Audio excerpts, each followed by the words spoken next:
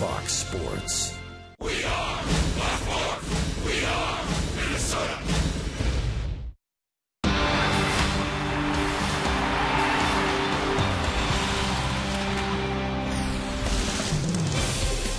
A cloudy night here at Target Field, and the Twins hope to make it 3 in a row against the struggling Baltimore Orioles.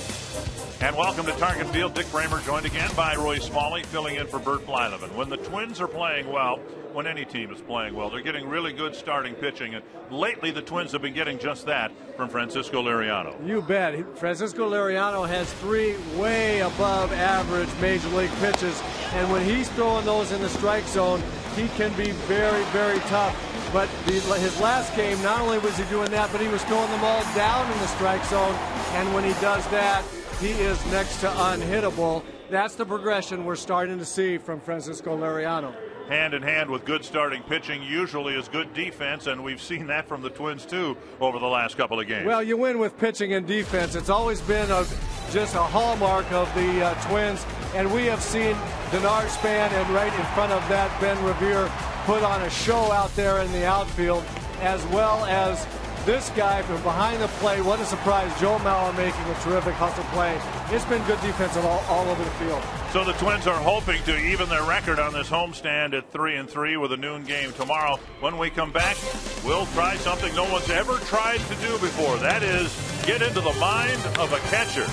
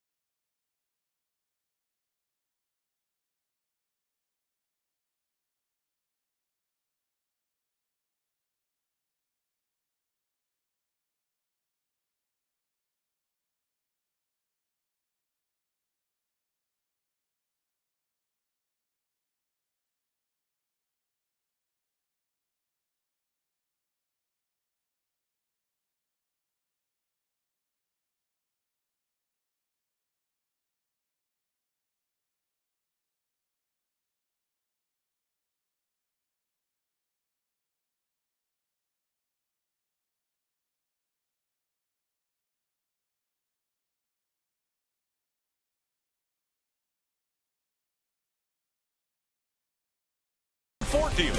Visit your local Northland Ford dealer or go to northlandford.com. And by Menards. Save big money on all your home improvement needs at Menards. Moments away from first pitch, Game 3 of the 4-game set between the Baltimore Orioles and the Minnesota Twins at Target Field here on Fox Sports North. Thanks for tuning in. I'm Robbie Mikowski, joined tonight by our esteemed analyst Tim Laudner, our World Series winning catcher. And we're going to do something a little bit different tonight, Tim. We're going to take questions via social media. And you can send in your questions tonight on Twitter. Just use the hashtag #AskLaudner. Tweet your questions at Tim Laudner. Ask him about Francisco Liriano and his resurgence since returning from the bullpen in late May. Ask him his thoughts about the 2 All-Star catchers tonight. Joe Mauer for the Twins, Matt Wieters for the Baltimore Orioles, or just anything else that you may have on your mind, like do you ever want to borrow LaPanta's hairpiece? He'll be happy to answer any of those questions as well. Tweet them using the hashtag #AskLaudner. Tim, we can have a little fun with it. Well, we hope so. Dick Bremer said we're going to go someplace that nobody else has been before, inside the mind of a catcher. This might be a black hole right here, but we're going to have some fun. We're going to take some questions. I'll try to throw out some answers, and we'll see what everybody's talking about on social media. I think that's coming up tonight. We're going to have a good time. I got my smartphone right here, ready to rock and roll, so send in your questions. Use the hashtag #AskLaudner. Francisco Liriano ready to follow up his 15 strikeout performance. What will he do tonight? Find out next. Dick and Roy are coming back with First Pitch.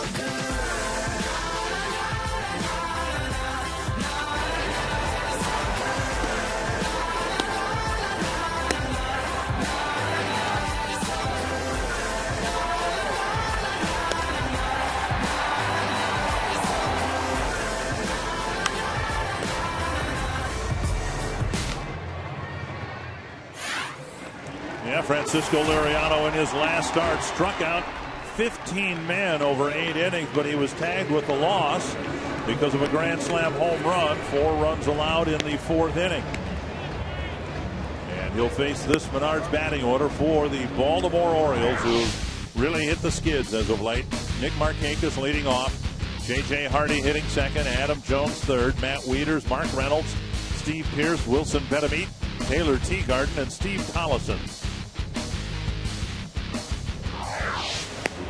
And Francisco Liriano taking the hill against that Baltimore Oriole lineup. And you can see that not great numbers for the year, but of late, really good. And that's because he's been throwing all 3 of his plus pitches in the zone. He's been commanding the zone very well.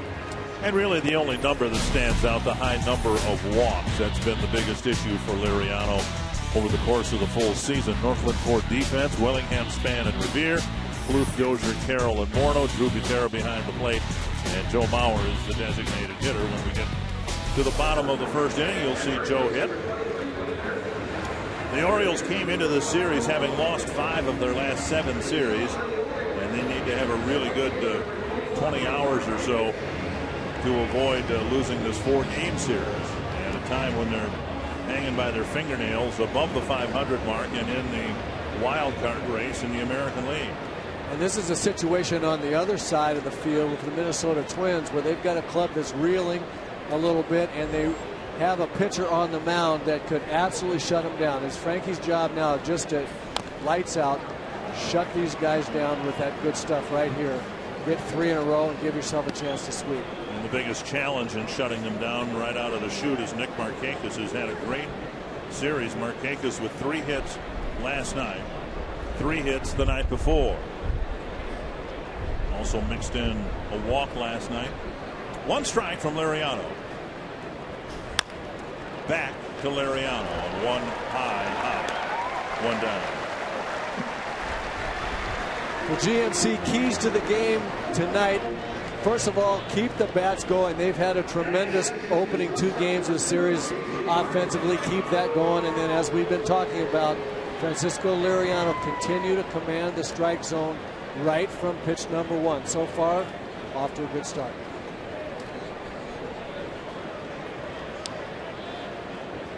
One down. Here's Hardy.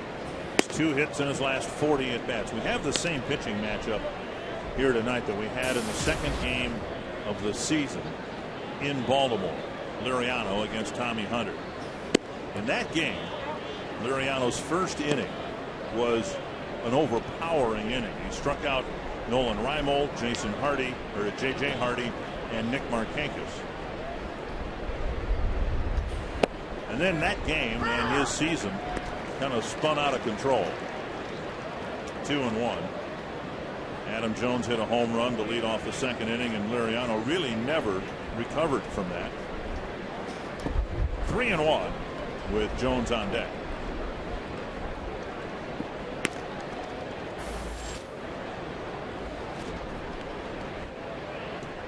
Hardy really struggling at the plate.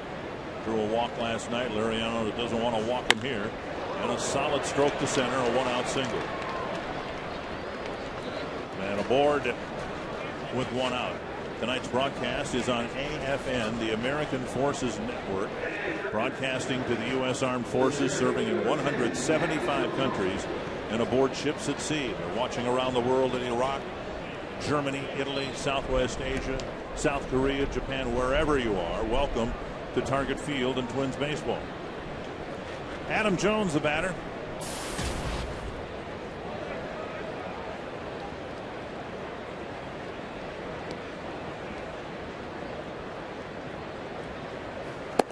Change up and a swing and a miss. Back on April 7th, Jones hit what looked to be a pretty good pitch down and away, but he hit it to the opposite field for a leadoff solo home run, and that, for whatever reason, seemed to spook Liriano a little bit.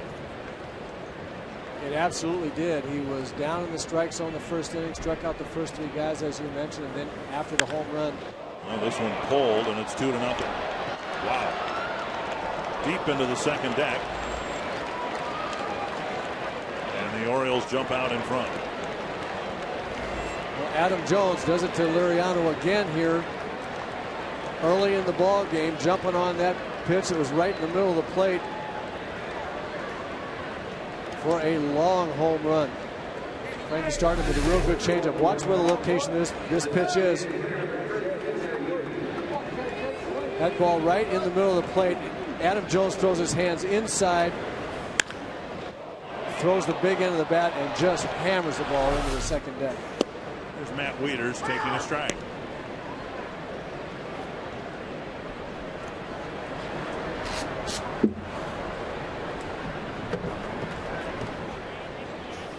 Liriano ended up going just 4 innings against the Orioles in his first start of the year and gave up 6 earned runs. Excuse me, 6 runs, 5 of them earned. Swing and a miss, 1 and 2. This will be a real test for Francisco Liriano. In the game that you're talking about, Dick, after that home run in the second inning, after striking out the side in the first, Adam Jones hit the home run in the second inning, where Frankie was down there right where we saw him strike out Wieters. He was down there to all 3 hitters in the first inning. And then after Adam Jones hit the home run, he was all over the place. Here's a great moving fastball on the outside part of the plate. As we look at Frankie, 4 runs allowed in the first inning in his 16 starts. But it really is about early in the game getting right back in. What I've seen so far, I really like. In that game in Baltimore, he absolutely lost command of the strike zone after Adam Jones hit the home run. Here he's come right back and is throwing the ball down and with good stuff, throwing it in the zone. This is a different reaction to an Adam Jones home run tonight than it was in that first game of the year. That's very encouraging. I think Francisco Liriano has to understand that as good a stuff as he has, guys are going to hit some home runs off him. They're going to get some hits. They're going to score some runs. But you can't make your stuff any better. You got to keep just throwing what you have over the plate, and you're going to come out ahead. Slider, and Reynolds doesn't bite. Well, as it turned out, that first start was a sign of things to come. Liriano pulled out of the rotation after 6 starts. Reynolds strikes out, and Liriano reacts just fine after the 2-run home run by Jones. He strikes out the next 2 batters.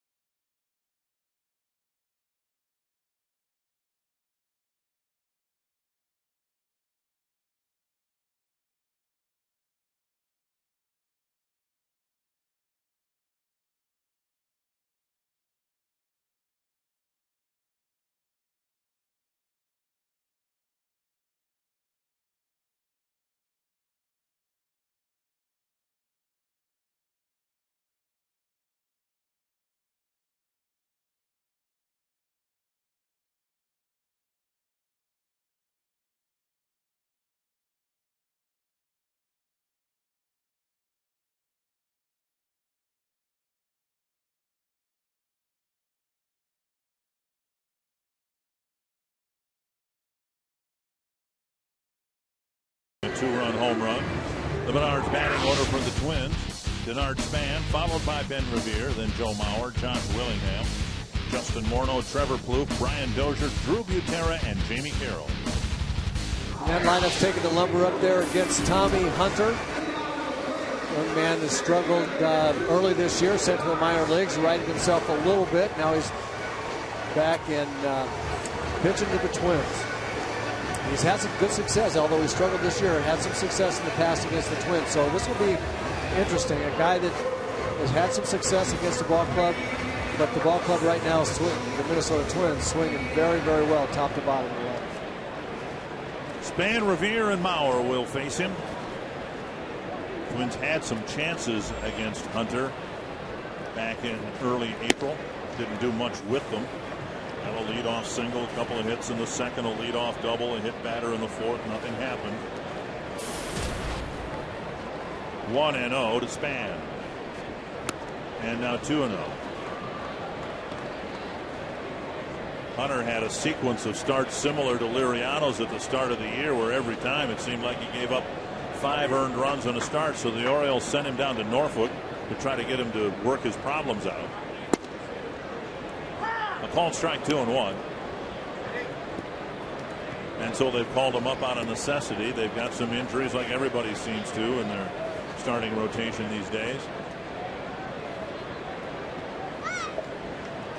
2-1 to Span.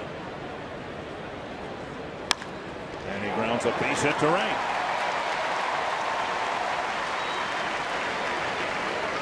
So a leadoff single for Denard Span as he continues to see his batting average creep upward. The Northland Ford defense for the Orioles. Steve Pearson left, Adam Jones in center, Nick Markakis in right. Betamit, Hardy, Tollison, Reynolds, the infielders with Taylor Teagarden getting a chance to catch, and you've already seen Matt Wieters, their designated hitter. Teagarden just getting his season started about a week ago. Here's Ben Revere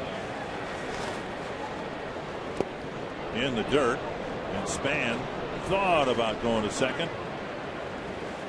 Teagarden recovered quickly. Ball one.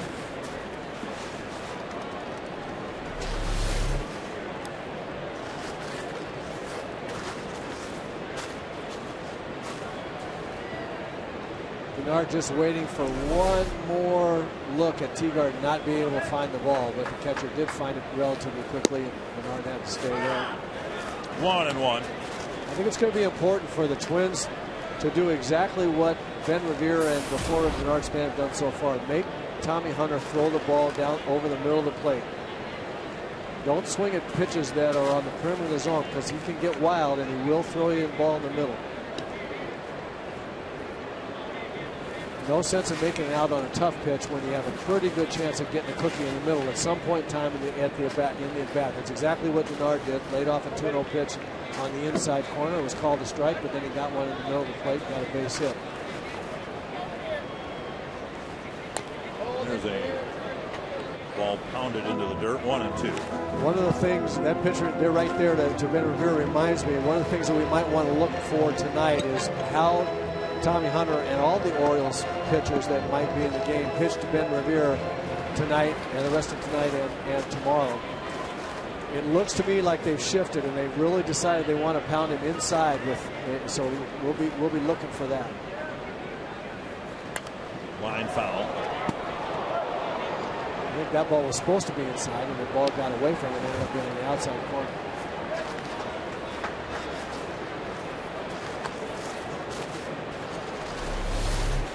You can see Teagarden setting inside, wanting the ball in, and Hunter just missed the spot.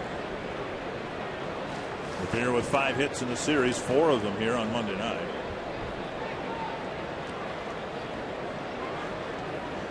These are the kinds of adjustments that are going to be made against hitters when they start doing really, really well. I think most of the league has gotten pretty tired of watching Ben Revere serve those balls into left center and left field and center field. So they got to try something else now. I think they're going to say, okay, well then if you're going to hit 325 against us and out there, then we're going to come in and see what you can do in there. You're going to prove to us you can do that. So I don't know for sure, but if that will be the case with everybody, but it sure looked like the Orioles were starting to get to that point. There's Teagarden setting up in again. There it is. 90 miles per hour, and Revere got a piece.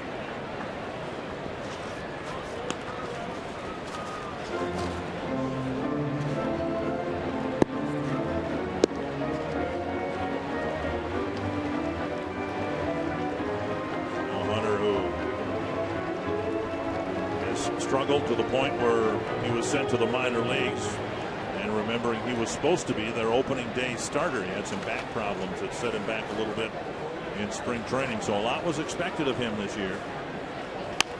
Squirted on one hop to Betamit out there, and no chance to double up Revere. So Revere at first with one away, and Mauer coming to the plate. 3 hits last night, and look at the hot zone. There's only 2 spots in the whole strike zone that give Joe any trouble at all. Out over the plate and down and away. And look where he got the ball last night. He got it in the middle of the plate and slightly higher than middle, where he hits about 9 million on those 3 pitches. And I think that Joe would hit, if he got the ball there all the time, I think those over 400 numbers would be lifetime numbers. Well, it becomes batting practice if it's left up there for him. His mechanics are so good. He just does not. I mean, everybody likes the ball right there. Everybody likes the ball belt high down the middle, you know, and we all did. But his mechanics are so good, and his ability is so good that he just doesn't miss those. You know, us mortals would foul some back once in a while, you know, and then get a strike out on a tough one. Down and in, and it's 2-0.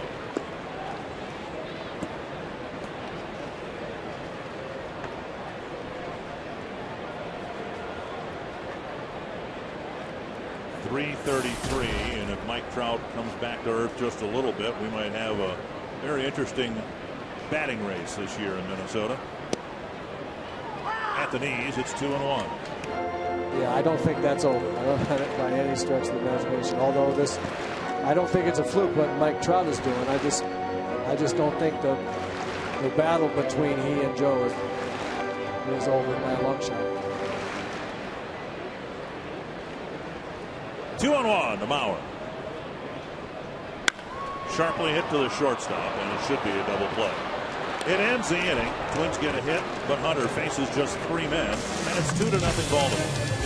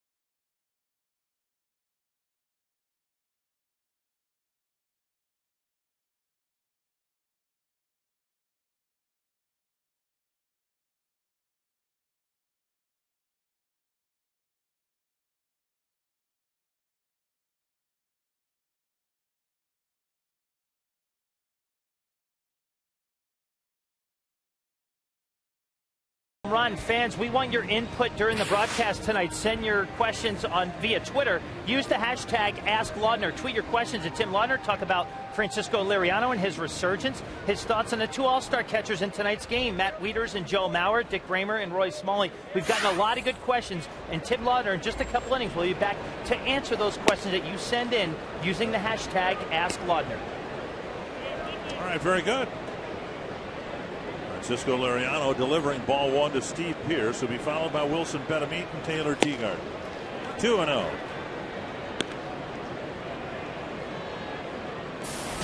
Nolan Reimold, we mentioned him before. He was supposed to be the left fielder for the Orioles this year, out for the season with a neck injury. 3-0 to Pearce.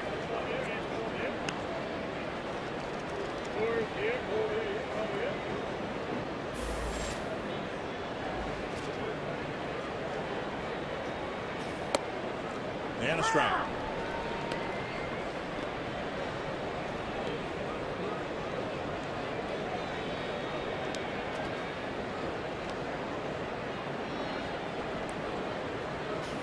And that drifts outside, a leadoff walk here in the second.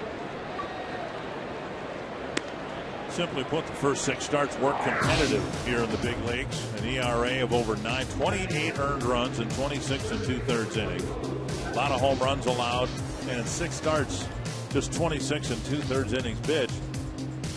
And then some time in the bullpen, and the Liriano the Twins expected now over the last 9 starts. And what happened after that bullpen stint was he really got his delivery and his mechanics under control so that he was able to throw the ball over. But watch this last pitch. up and away. That's 4 out of the 5 pitches. He walked him on 5 pitches. All 4 balls were up and away. That's what you can look for in Francisco Liriano. When his mechanics get messed up, he will leave the ball up and away because his body opens up so quickly. And good changeup right there, and a good job of getting his delivery back into sync. When he's out of sync, you'll see fastballs up and away to right-hand hitters. He's not missing down in the zone. He's missing up and away, and that's an indication that his mechanics are out of sync. Early in the season, once that happened, he was done. He couldn't get it back. In this good streak that he's had, he's been able to come back and throw the ball back in the strike zone, get his mechanics fixed. You can see right here, he tends to fall toward third base pretty violently anyway. He lands hard on the front foot and kind of twists over the top of it and has to bounce back. That is really unconventional, and it makes it hard for him to have a consistent delivery, but he's gotten a lot better than it used to be. But when he will have trouble, it's like all of us and the things that we don't do well, it's that pitch right there gets him in trouble when his mechanics get out of sync. That pitch will be the one that you can tell.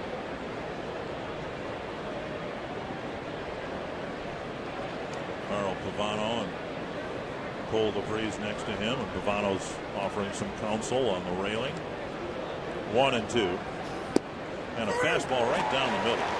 And I could see read Carl's lips just a little bit. He said when he's open, I saw him say open, and that's what I'm talking about. When Francisco Liriano's body flies open early, then he cannot get his arm back into the zone where he can throw it over the plate.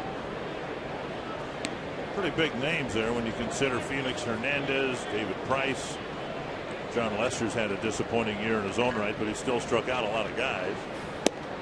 Down and away, ball 1. When you see that movement, that's terrific movement. He's throwing a 93-mile-an-hour fastball, and the ball really moving away from the right-hand hitter. That's good stuff. If you can throw a 93-mile-an-hour fastball, that kind of movement, that's way above average fastball. Pitching coach Rick Anderson has told Frankie for a lot of aim for the middle of the plate and let your movement take care of itself. The guy sees a 93-mile-an-hour fastball down there with that kind of movement. You get a little antsy, want to get the bat head out. Then he throws in that good changeup we just saw with the good arm action, and he's way out in front of it. That's why Francisco Liriano, and we saw that graphic, he's leading the league in strikeouts here in this last streak because he's able to do that with 3 quality pitches.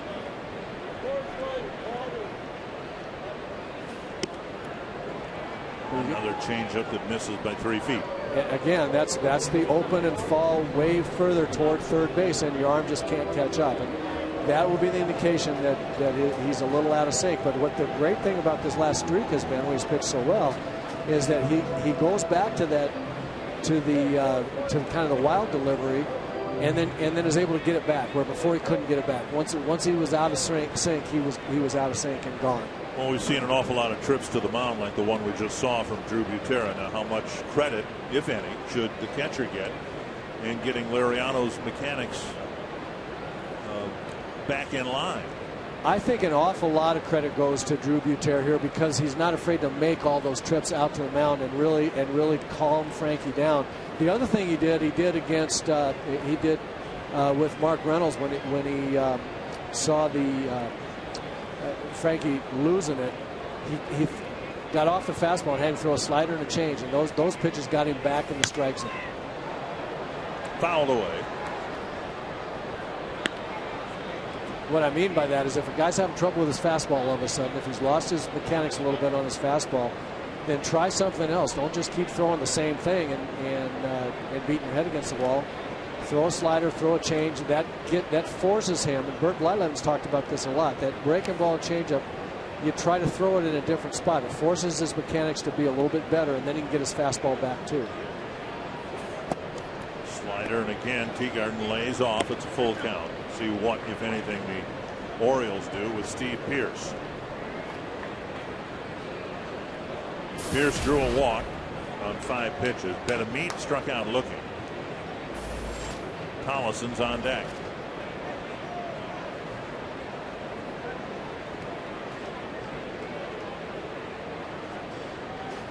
There's a slider and a Swing and a miss. Teagarden swung over the top of it, 2 down.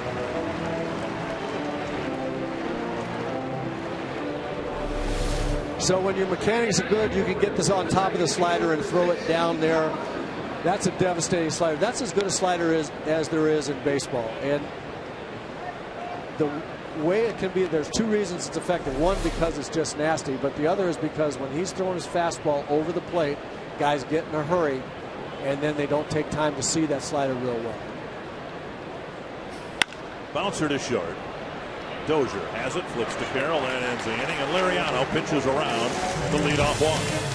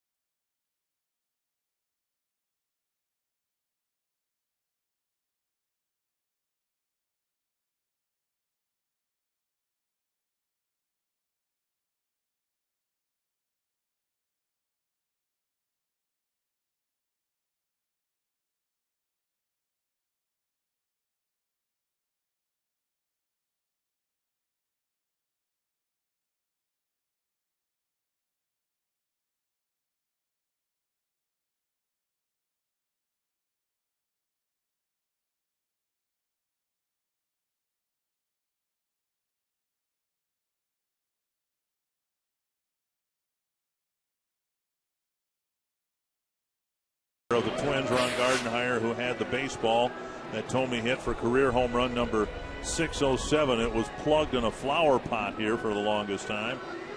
Retrieved. And Gardy kind of challenged Jim Thome to meet him halfway, and they did today and had the official exchange. I know Gardy wanted to extract some pound of flesh from Jim Thome for beating on him. But Dustin Morse of the Twins media relations staff tweeted that and negotiated the deal, brokered the deal, I guess.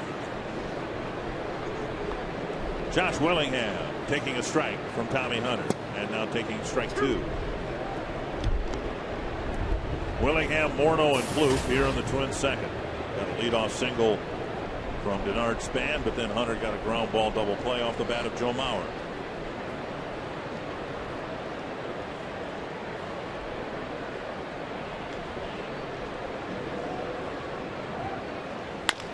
Tapper to short. Pole shift was on for Willingham, and he's thrown out, 1 down. Well, back then, Jim Thome was a pinch hitter and designated hitter for the Phillies. He had 2 home runs here at Target Field, and his second one was a high fly that landed in a flower pot.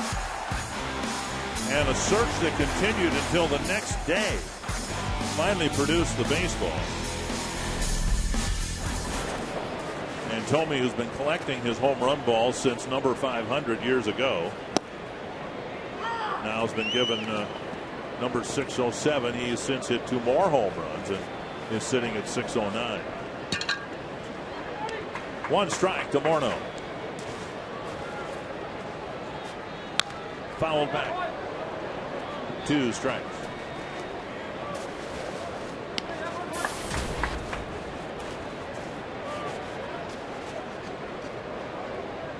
Morneau's average climbing up to 254.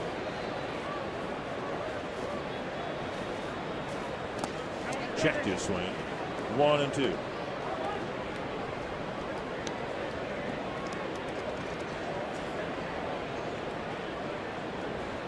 Dozier with a double against Hunter in Baltimore way back in April.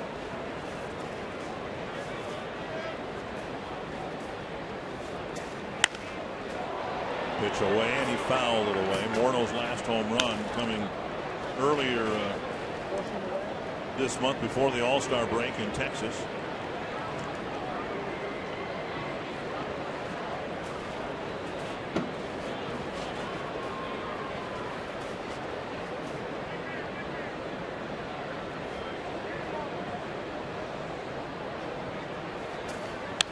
And foul back, still 1-2. You can tell Justin's feeling better and better every day. He's had a 14-game hitting streak snapped last night, but his timing is better. His swings are better. He's up to 320 against right-handed pitching now.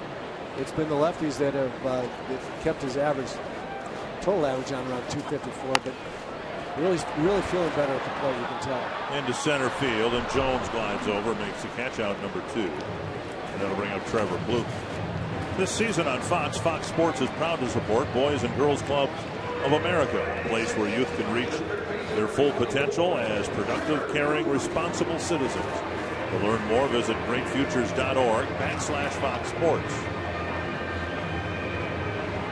2 gone, and here's Trevor Plouffe.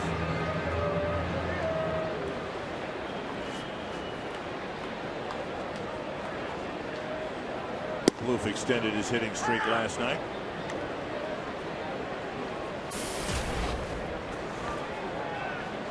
Up to 15 games. Inside, and it's 1-1.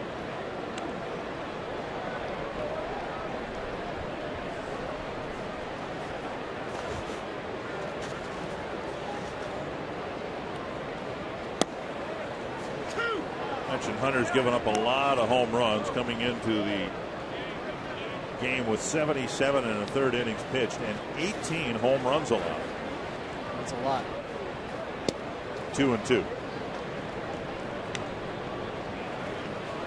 And Hunter making his first start since June 19th. Rick Adair looking on. 2-2. That's a crack foul. I want to pass along best wishes to Mike Kramer from the Twins accounting department, just coming off of surgery, and we wish Mike a very speedy recovery and hope to see you back here at Target Field as soon as possible. 2-2 to Plouffe.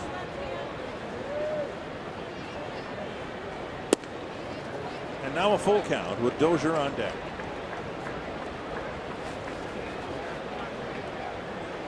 Trevor was working in batting practice today on hitting the ball out in front of him, out in front of the plate just a little bit further. See if he can look for a fastball and do that here.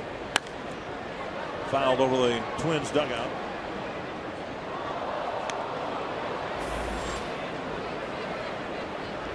.30 pitches for Hunter. He's gotten 5 outs.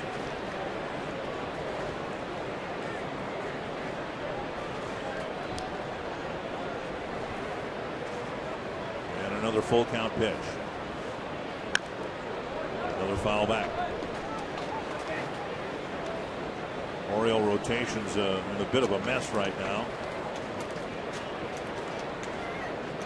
Jason Hamill, their ace, is going to miss another 4 weeks or so. Britton made his debut here the other night. Full count again. Spanked to left. Good at bat for Trevor Plouffe. And a sharp single to left with 2 outs in the second. Now a 16-game hitting streak for Plouffe. And that's exactly what he was working on. Getting the bat head out in front, hitting the ball, the contact point out in front of the plate. You can see it here. Doesn't let that ball get in, just get it out there in front. Watch the extension that he gets right here out in front of the plate. Good swing.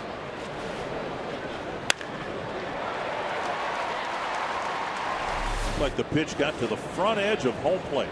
Right at the front edge. Here's Brian Dozier. 1 for 5 in the game last night, and he takes low, ball 1. It's out just in front of the plate, just a little bit. You see his head down, his hands moving inside the baseball. That's a really, really nice swing. And interestingly enough, if he'd have gotten it about 3 inches further out, it might have gone on the seats. Foul back, 1-1. The difference between a line drive to left field like that and a ball carrying into the seats is probably about somewhere between 1 inch and 3 inches further away from the plate, because the further out that it is, you tend to hit just south of center on the ball a little bit, and that's what elevates the ball. Wolf trying to get Steve Little's attention. I think he wanted the signs to be sent again.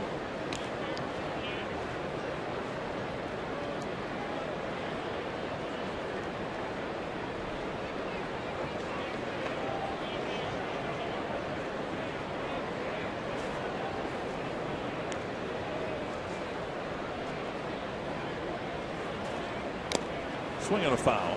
1-2.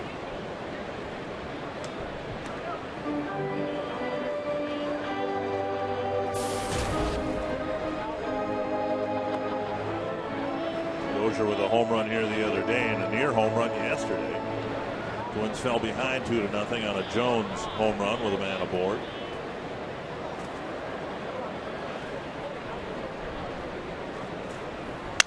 Busted bat.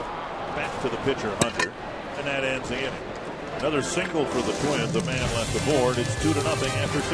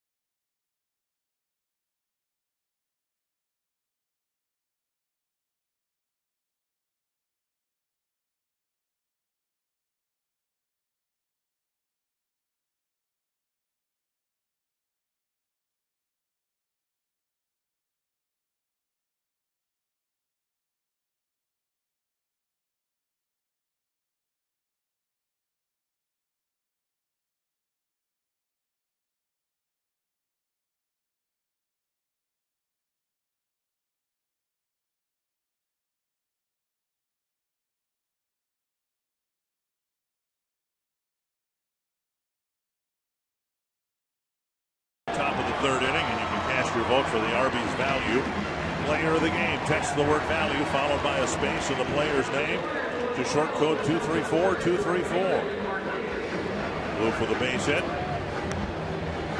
Laureano gave up a gopher ball in the first inning. And the Orioles will send Nick Markakis up to lead off the third inning. Ball one. Markakis, Hardy, and Jones.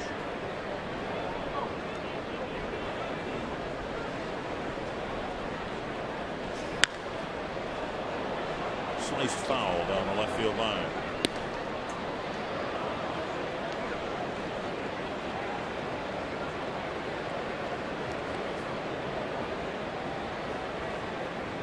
Markakis would probably be a more ideal number 2 hitter.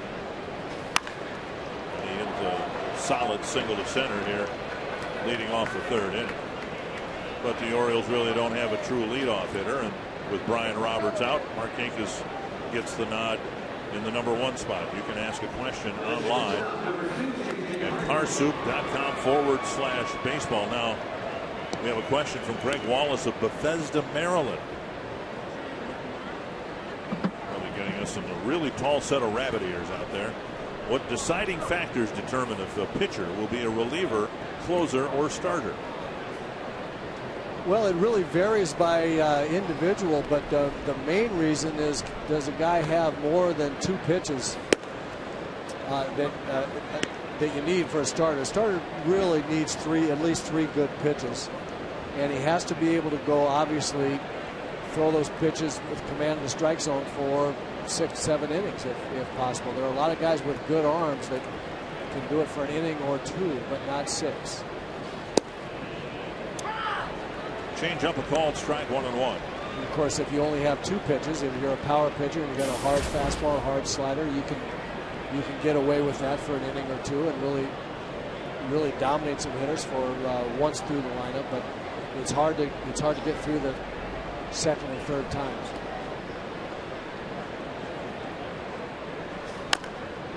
Off of Hardy's foot and rolls right down the line, but Hardy's going to feel that for a while.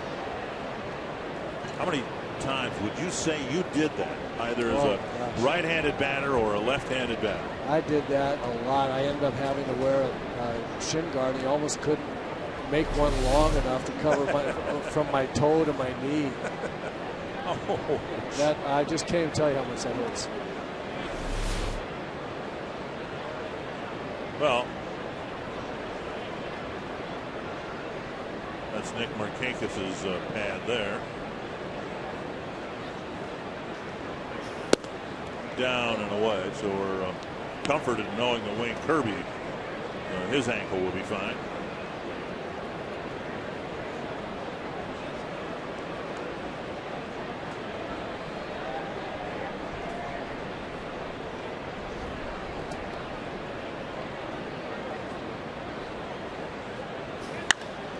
Down the right field line, and Revere's got an awfully long run, but it twists back into the seats.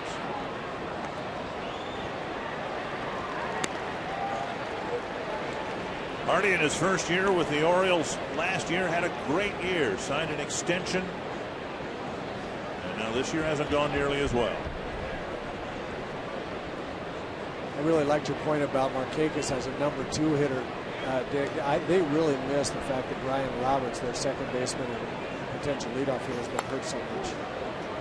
Because that's a terrific start of any lineup. Switch hitting Brian Roberts leading off, Markakis second, and the emergence of Adam Jones as a truly fine power hitter as a center fielder. That's a great 1, 2, 3 right there.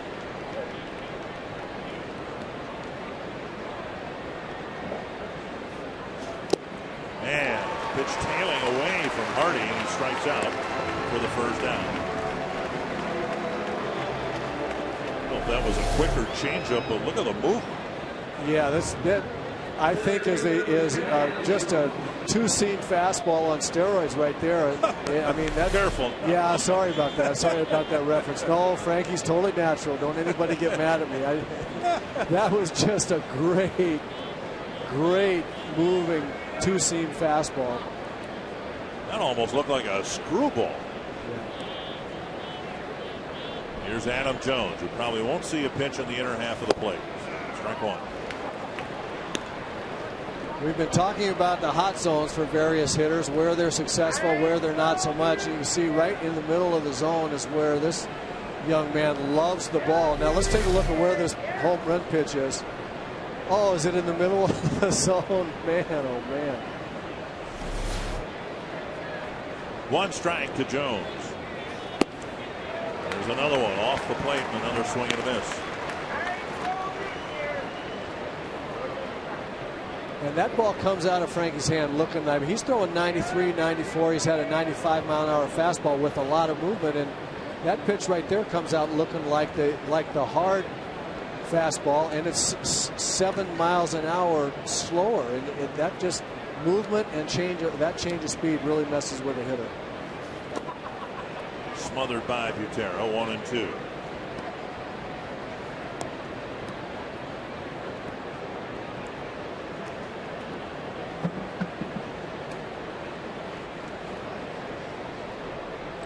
Markakis aboard with a leadoff single. His 7th hit of the series. And they've all here's what the hitter is looking at as the ball coming up there. And you see that one right there, just diving underneath the bat. 6 strikeout for Liriano, 2 away. You can see Frankie this time staying out of the middle of the zone, making him chase with good movement, and then throwing that slider down underneath the zone. Here's the hitter's perspective. He wants to get the fastball out in front of the plate like Trevor Plouffe did. The only problem was it wasn't a fastball. It was a darting slider that got underneath the bat. Well, and in ball 1. Wieters struck out swinging his first time up. So 6 strikeouts, 5 of them swinging strikeouts. And the start after a career high 15 strikeouts and a loss to Oakland.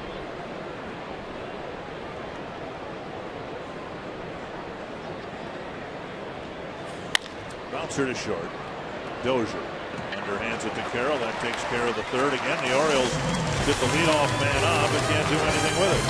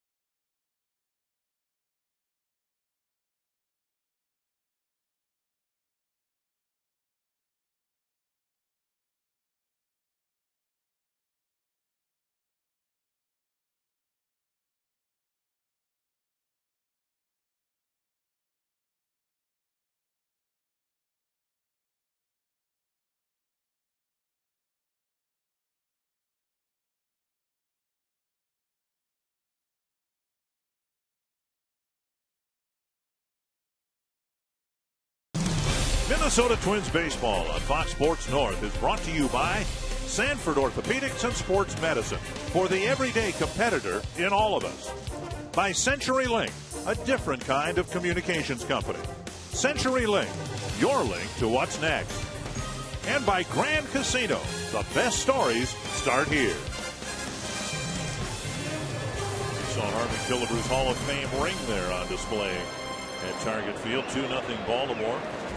The Hall of Fame induction ceremonies this weekend, explaining why Mr. Blyleven is not here. There's a pop-up near the Baltimore dugout and out of play. Bert's going to the Hall of Fame induction. Of course, he was inducted last summer, and can't blame him for wanting to go back. Can't imagine why anybody wouldn't want to go back for the induction ceremonies to follow. I would go back for every single one of them. I absolutely agree with you. It's such an honor and such a. I can't imagine it wouldn't be such a joy to be around all those guys. I don't know that I would ever miss one if I could possibly help it. 1 strike to Butera. There's a solid base hit to left. Butera gets the board. Second leadoff hit for the Twins. Third single against Hunter so far tonight.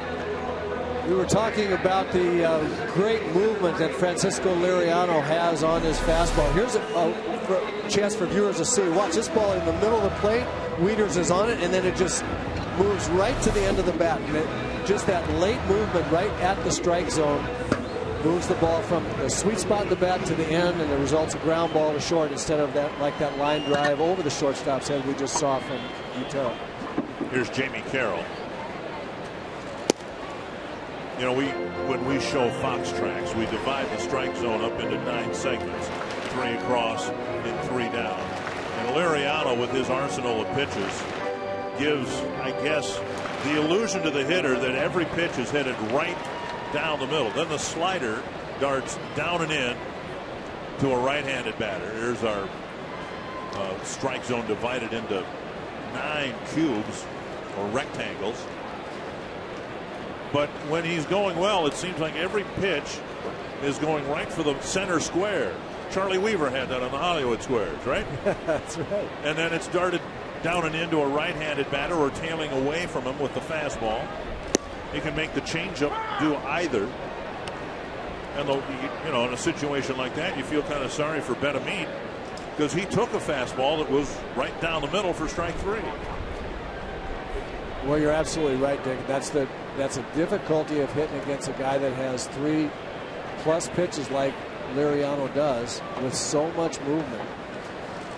Fouled back by Carroll. And what happens and the difference is in the Liriano before he went to the bullpen was he couldn't get the ball started at the low middle of the plate and let the stuff take care of itself.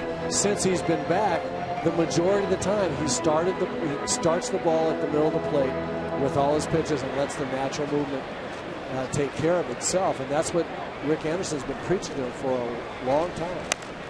And Carroll with a late swing hacks it foul.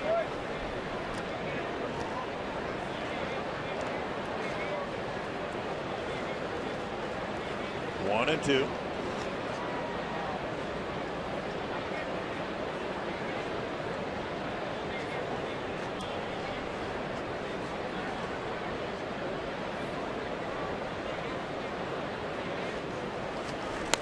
And another foul.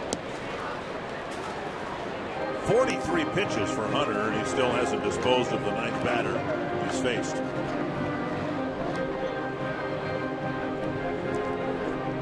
Orioles will get no sympathy from the Twins, but they're really in a tough spot in terms of pitching. They got less than an inning from their starter here on Monday night.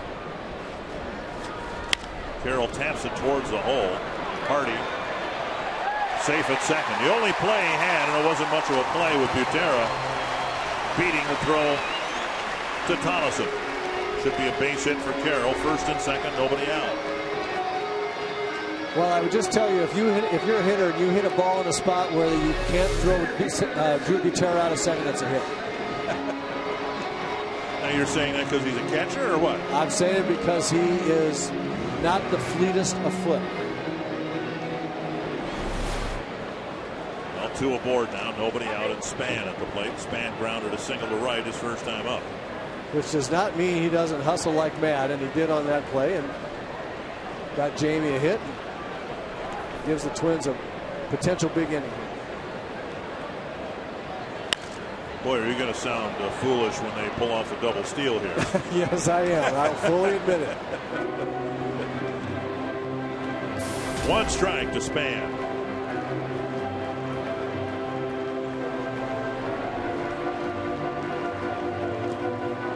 Darren Mastriani would be chewing on his helmet if Drew Butera were out there in front of him. Span slumped into the break, the average down to 270, and now in this homestand typically has hit the ball well here at Target Field. Average up to 288, 1-1.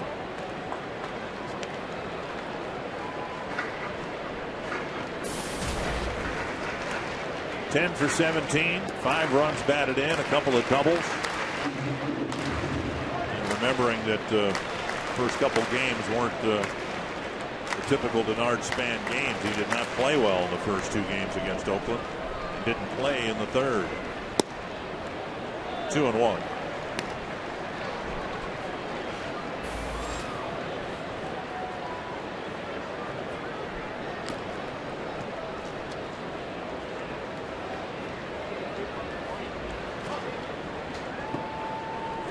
Willingham hoping for a chance with men on base.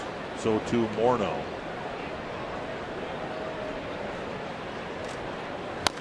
Pulled foul into the Twins dugout and back out. 2-2.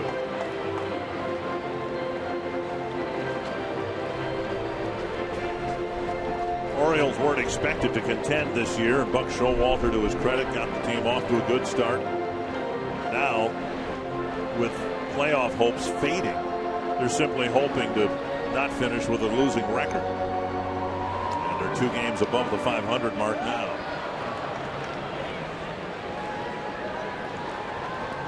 Injuries have played such a big part in the year so far for so many teams. It's really remarkable.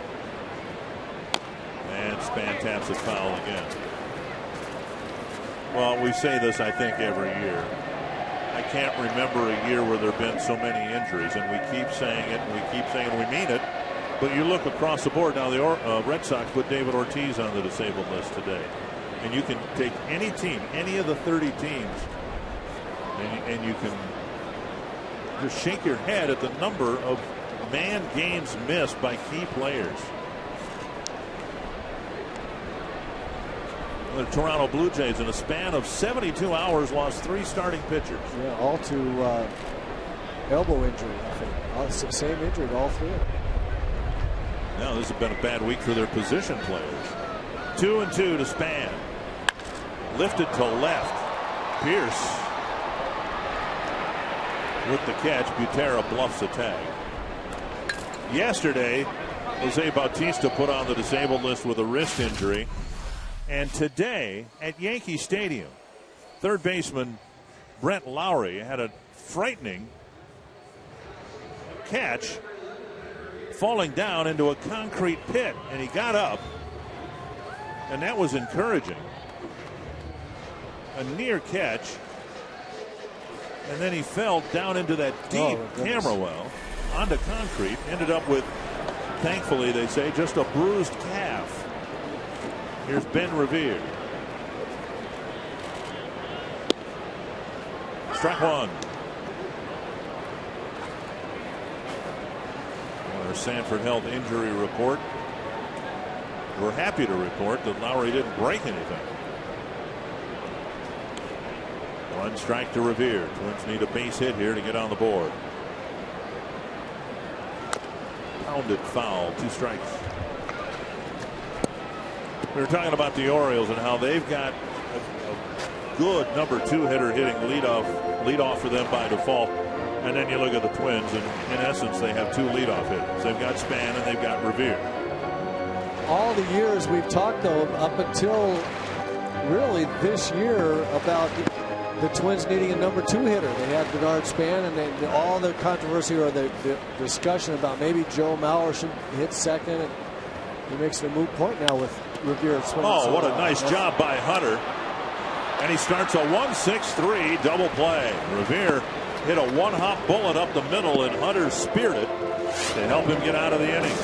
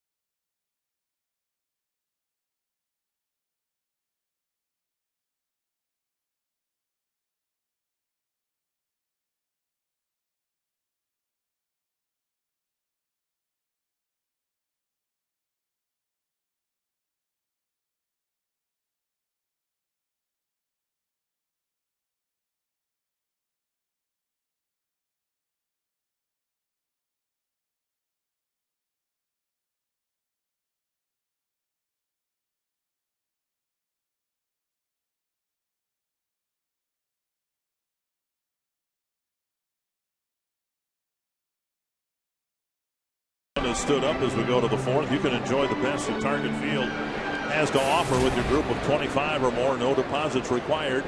For a group outing this year, simply reserve your best guess number of seats and pay only for the number of tickets you actually need. You'll be seated together. Your group's name will appear on the Target Field scoreboard. So you can organize your church, business, school, or sports team and call 800-33-TWINS and ask about a Twins group outing. Fourth inning, and Mark Reynolds will lead things off. He went down swinging his first time up. He'll be followed by Steve Pearce and Wilson Benavides. Ball one, now ball two.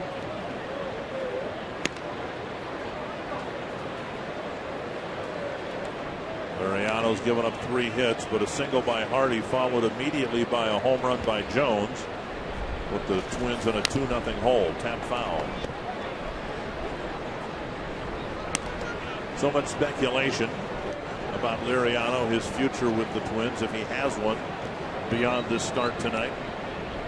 His name discussed around baseball as possible trade target for a contending team. 3-1.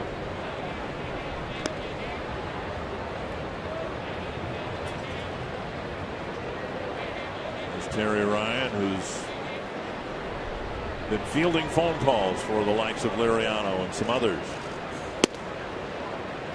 And a hesitation, now a leadoff walk, 3rd inning in a row that the Orioles have had their leadoff man on. We're happy to have Derek Larson from Amory, Wisconsin, with us in the booth out of the Circle Me Bird section. First time at Target Field, and Derek says he's confident the Twins are going to come back and win tonight. So we'll hold him to that.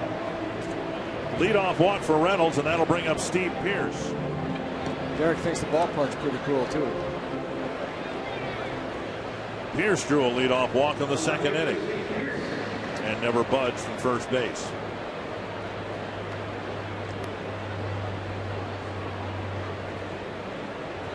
.55 pitches for Laureano, 33 strikes. Outside, ball one.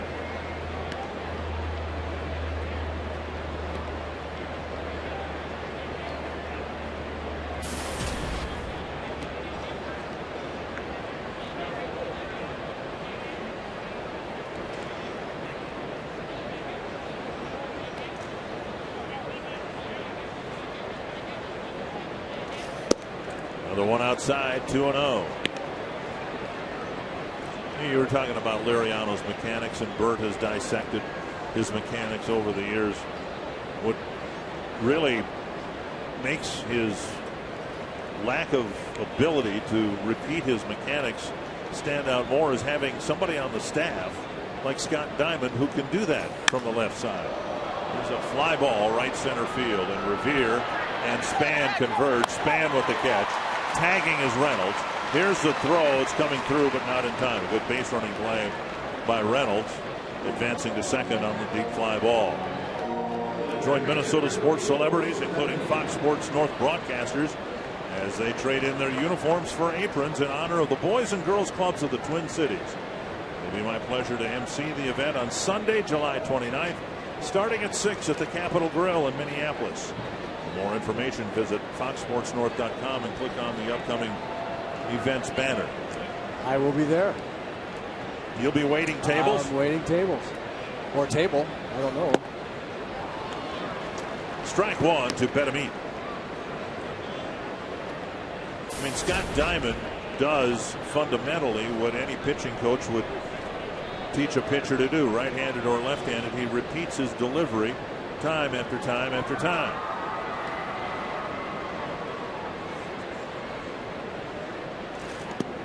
Down in the dirt, blocked by Butera. Francisco Laureano has not been able to do that anywhere nearly with the effectiveness of Scott Diamond, obviously, but so much better than he has been the last 3 or 4 years in being able to repeat the pitching motion that he wants. 1-2. And what I like the most about it is his ability, as I said earlier in the game, to get it back when it looks like it's starting to come apart a little bit. great brought movement. to you by Window Concepts of Minnesota. And it's great to have the Fox tracks because it's in this center field camera, you really see the movement on his fastball. Foul back.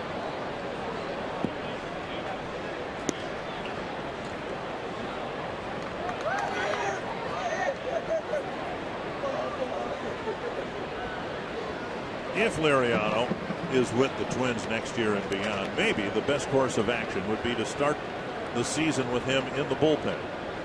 Just start him there. Tap foul. Remember back in 1986, he was in the bullpen. I'm sorry, 2006.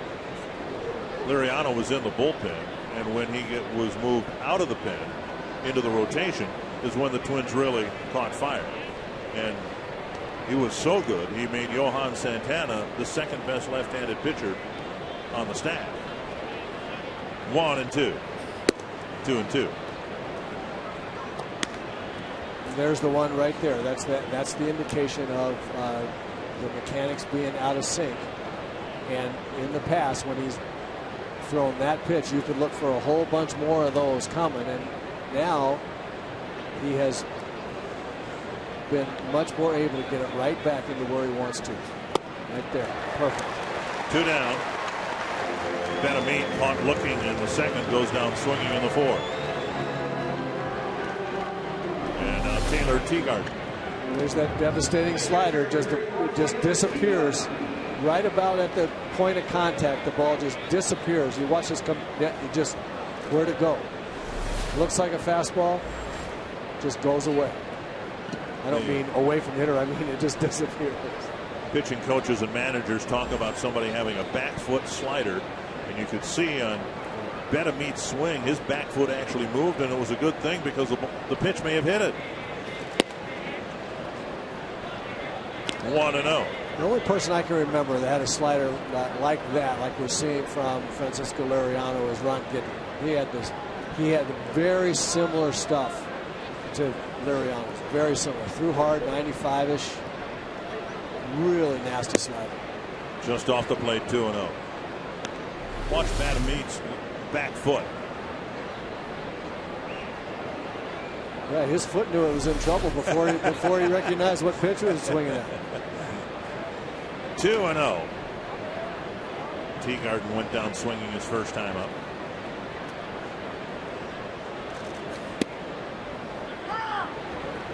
'94 on the outside corner.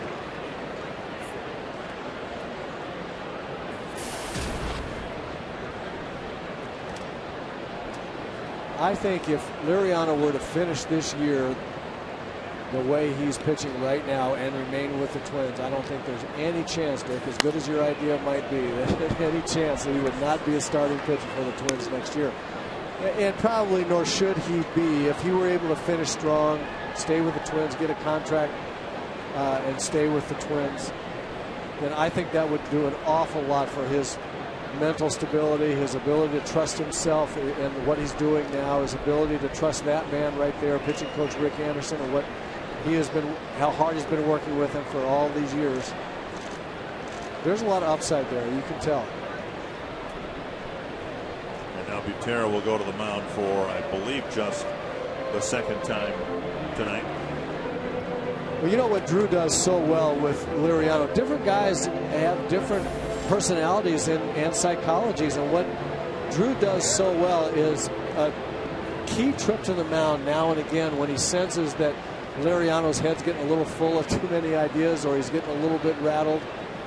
But it's not just the trips, it's the body language behind the plate. 2 more strikeouts in the inning, 8 in the game, but Liriano and the Twins trail 2-0.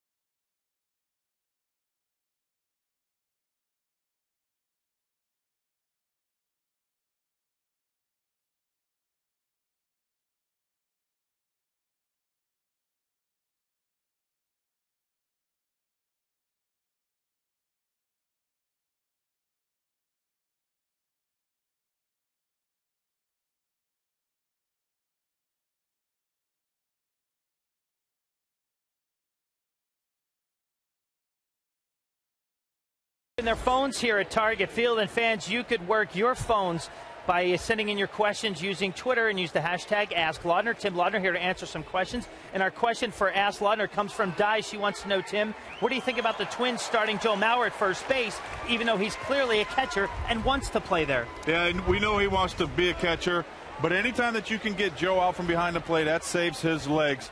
And you need your legs to be a hitter. And as Joe goes deeper into this season, if he continues to challenge for the American League batting title, you're probably going to see Joe out from behind the plate a little bit more to save his legs, because catching absolutely tears up your legs, Robbie, and I got a couple of them to prove it. All right, so Dick Bramer, Roy Smalley fans, continue to send in your questions using the hashtag AskLaudner. All right, we'll look forward to more of those with Mauer at the plate, taking ball 1 and now ball 2. Mauer, Willingham, and Morneau, the 3, 4, and 5 batters.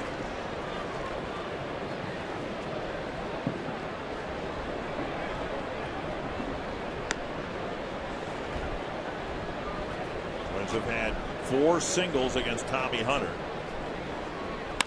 There's a fly to center field. Jones over a few steps.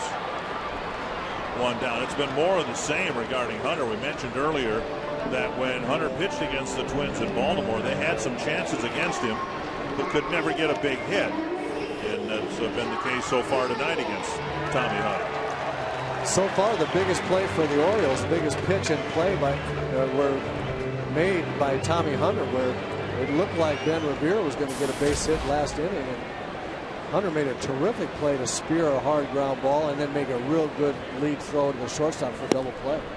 Just off the plate, ball 1 to Josh Willingham, who bounced to short his first time up.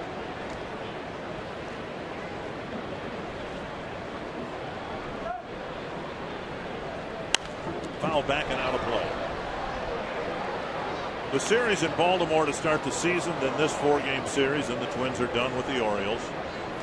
Interesting. Look at this defense. Look at the 3 infielders on the left side, and the outfield's playing Willingham around to the right. That tells me that they are going to try to pitch him away almost exclusively. Driven to deep left center field. Up, back, and gone. And they didn't get it out there. Number 23 for Josh Willingham.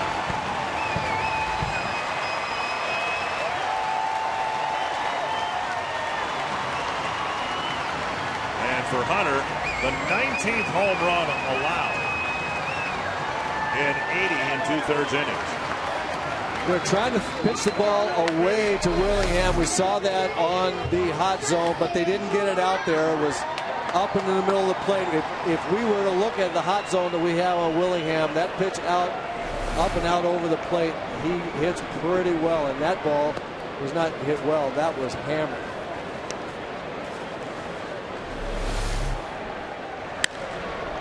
He individually has hit more home runs, by my recollection, into that bullpen area than we saw in the first 2 years here. Foul back. 1-1. He has awesome power to set from center field around to the left field foul line. There's foul pole. There's no question about that. Just a very simple power hitter's right-handed swing. Bad pitch, about 3 feet wide of the strike zone.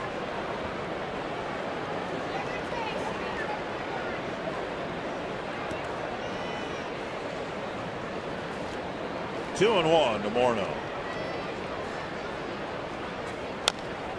2-2. Not that it mattered on the Willingham blast, but for one of the few times here, the wind is blowing out to right field. Usually we see the wind blowing in, pushing those flags toward home plate or the left field foul pole, but sharply hit on one hop to Hardy. 2 down.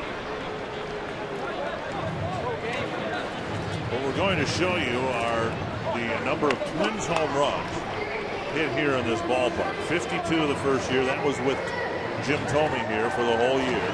46 last year with Thome traded in August. And the Twins now just about a home run per game, which would get the Twins up around 80. Here's Trevor Plouffe, who's responsible. Yeah, I was going to say, this young man, one of the reasons for the home run resurgence. Line to Hardy, and that takes care of it. Some well-hit balls in the inning, including Josh Willingham's 23rd home run of the year. And it's 2-1.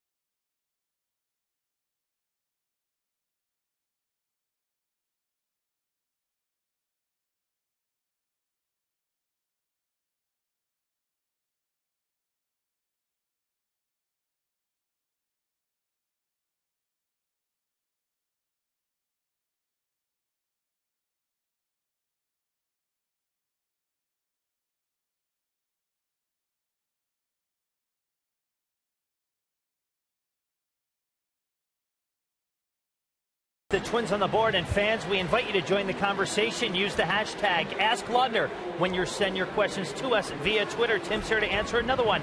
Keith Murphy asks, at Chaos421, a username, how do the Twins catchers help keep Liriano calm and in the zone, Tim? It's not an easy task, Robbie. He's very, very excitable. You got to find a way to keep this guy tethered. Drew Buter's gotten that task as of late, and he's done a great job being very animated behind the plate, being very encouraging, and making sure that he stays back, keeps his arm up, follows through straight towards the target. Drew's done a really, really good job of handling Francisco Liriano and making sure that he stays on task. You know, Roy Small, you had alluded to that earlier with one out in the inning. Butera went out to Liriano, had a nice chat, and he blew through the next two batters pretty easily. I think that Drew does a really good job of sensing just what Timmy's talking about when Francisco's either getting a little excited or he's lost his focus on his delivery. A fly ball to left, hanging in the air for Willingham or Span, and it's Span, one down. And just to complete that thought, Robbie and Timmy, the other thing that he does really well besides those trips is what Timmy alluded to, and that is the animation behind the plate. When he doesn't make a good pitch, come on, let's go get your arm up. When he does make a good pitch, he'll shoot his glove out toward Liriano. That's the way, do it that way. And I think that's important for this particular psyche right here.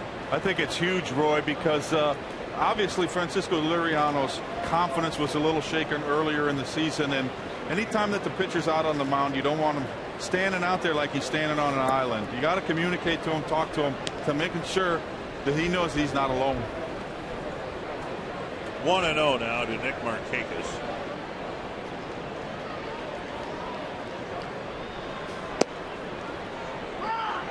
One and one.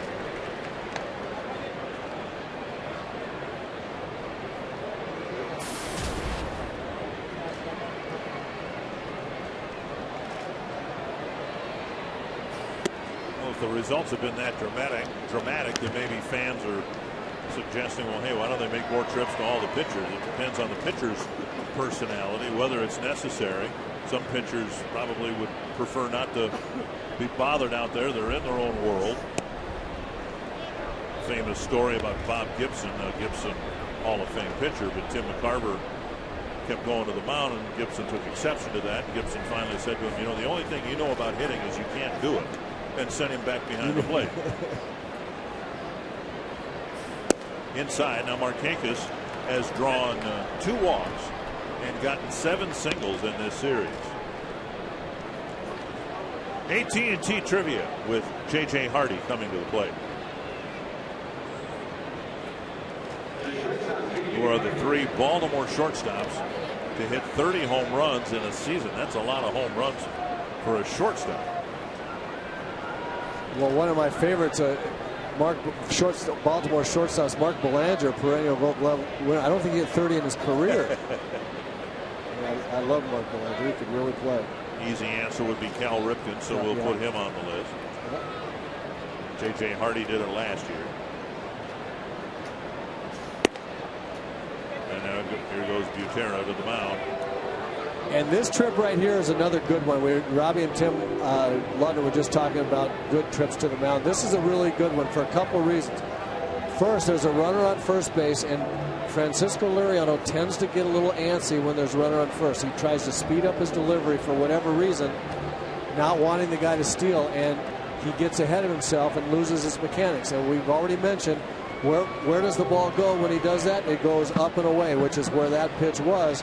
That tells Drew right now, Frankie's got something else on his mind than his mechanics in the strike zone. Let's go out and talk it over. Get back. Don't worry about the runner on first. Let's get the hitter. So oftentimes it seems we see it. Liriano will throw over there. Okay, I paid the runner some attention. Now he's flushed his mind of that. Let's get focused in on the strike zone again.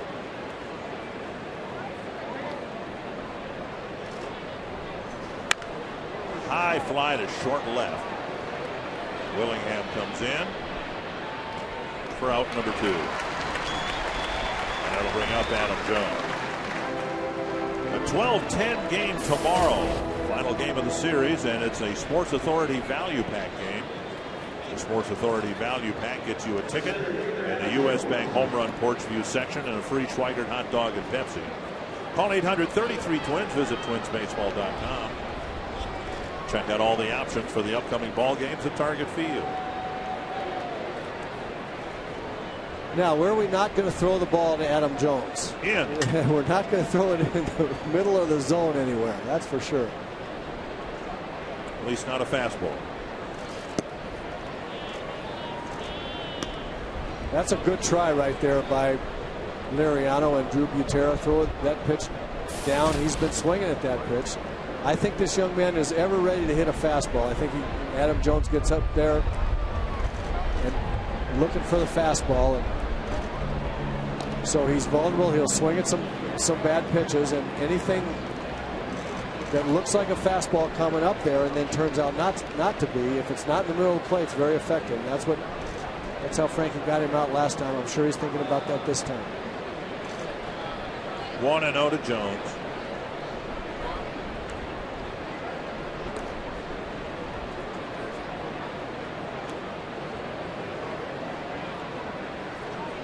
Here's a situation, to your point, Dick. I hope he's flushing this out of his mind by the throw over there. He really needs to concentrate on this hitter. He's got 2 outs. He's got a real good hitter, power hitter up there. It's okay if Markakis steals.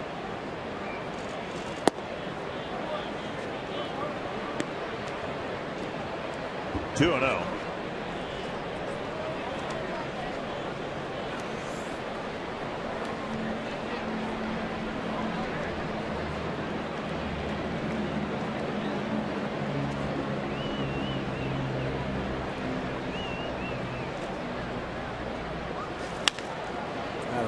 Chopper to short. Dozier sets and fires to end the inning. A 1-out walk does no damage. We got a 2-1 ball game.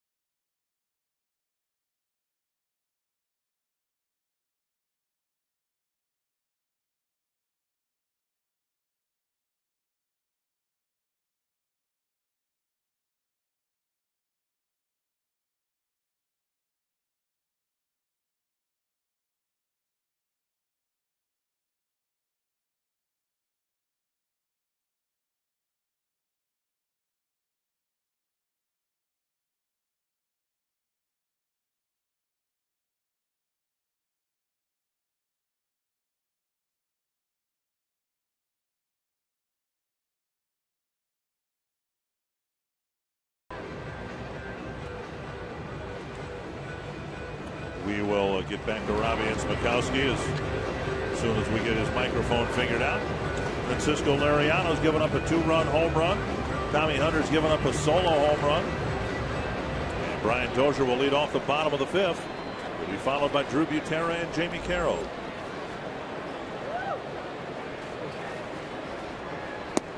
Showing bunt and taking a strike. Tigers beat the Angels 7-2. Oakland beat Texas this afternoon 4-3. Yankees in a rain-shortened game beat Toronto 6-0. Popped up. Over for a look is Reynolds with room. 1-0. Now let's go back to Robbie and Smokowski. Here I am in the Minnesota State Lottery winner's circle, Dick and Roy, and I've got $100 here in Minnesota State Lottery scratch-off tickets. This is Treva, who made the trip all the way from St. James to celebrate birthday number 22 with her sister and 4 of her friends right now. A little bit of fun right here hanging in left field, huh? Yes, yeah, a lot of fun. A lot of fun, and the birthday party is going to continue here down the left field line, Dick and Roy, and it's going to continue when she gets her hands on these lottery tickets. Very nice. St. James south and west of Mankato. A little bit north of Eccles. And a little bit east of Butterfield. Drew Butera singled to left his first time up. Got as far as second base.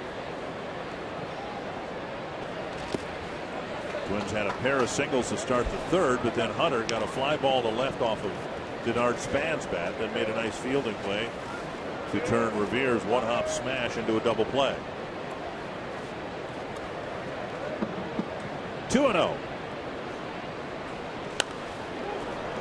And now 2-1.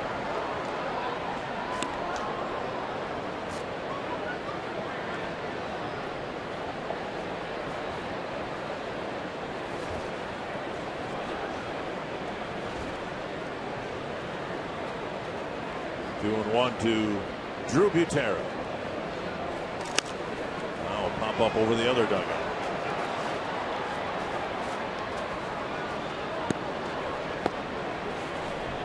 So far, Tommy Hunter's done a very, very nice job in this ballgame pitching the Twins hitters, despite the fact the Twins have been pretty good at not swinging at balls, tough pitches around the zone, trying to get balls from the center of the plate. His stuff's been pretty good. He's got a little movement on his fastball. He's got in on some guys, thrown the ball away from him with breaking balls.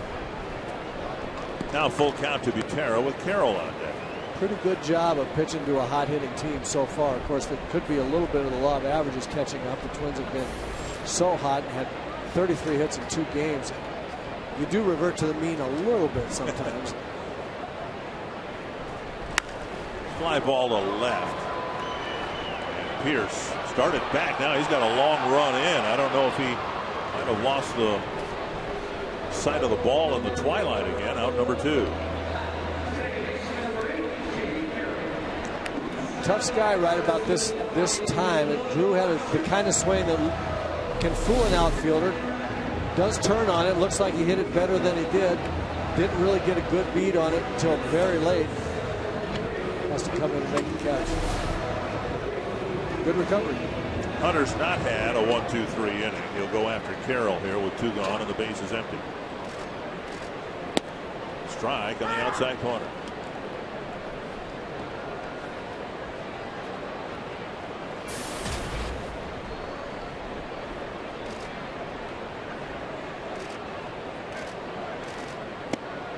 One and one.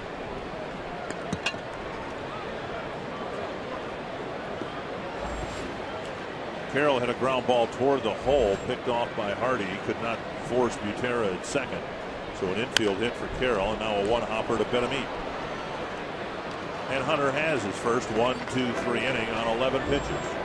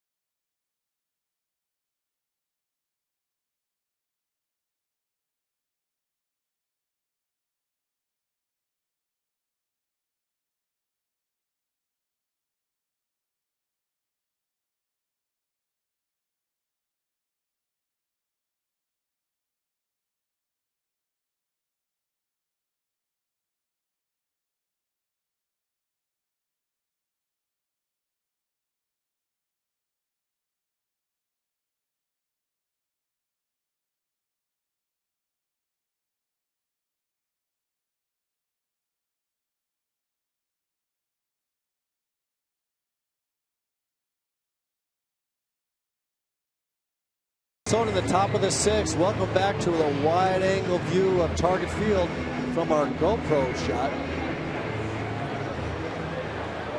75 degrees, a welcome respite for the hot and humid weather we've had and we will be having. It is going to be incredibly hot in Kansas City.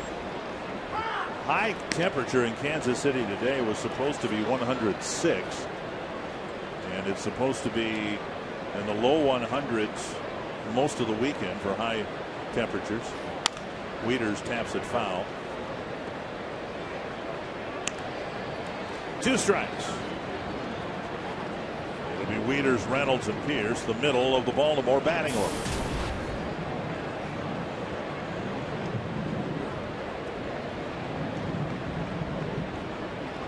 .85 pitches for Liriano. And that's a strikeout. Didn't strike out anybody in the 5th. His strikeout of Wieters is number 9 tonight. And that'll bring up Mark Reynolds. Well, after showing him those fastballs again, he gets him with that darting slider. And that's how he racks up all those Ks. The key for Francisco Liriano: throw the fastball for strikes. Make the hitters really concerned that they're going to get 94 miles an hour in the strike zone and get beat on it, so that you can throw the other stuff.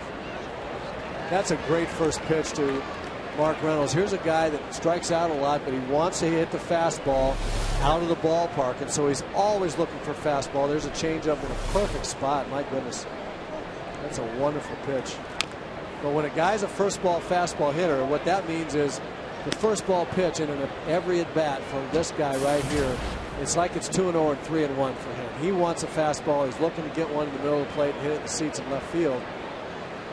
Butera and Liriano know that, and so they throw him something else, and that something else looked like a fastball and then was 7 or 8 miles an hour slower. 1-2.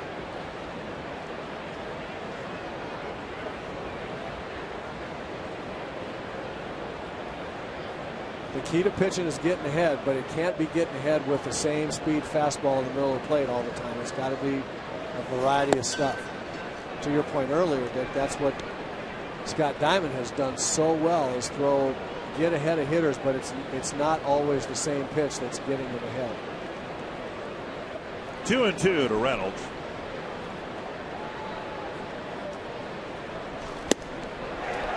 And strikeout number 10. So Liriano's backed up his 15 strikeout effort in his last start with at least 10 tonight. Follow the Twins with MLB.com at bat 12 for your iPhone, iPad, Android, BlackBerry, or Windows Mobile. Get live audio, pitch tracking, video highlights, and a lot more. Text at bat to 31826 or visit twinsbaseball.com for details. 2 gone, and Steve Pierce taking inside, ball 1.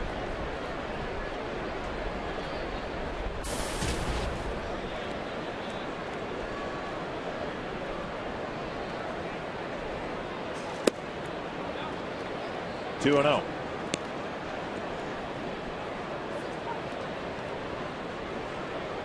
Twins have a chance if they can win, and if Kansas City loses, they will climb out of last place in the division. Kansas City's leading Seattle 7-3 in the top of the 6th. And as you see, the Twins are down a run here tonight.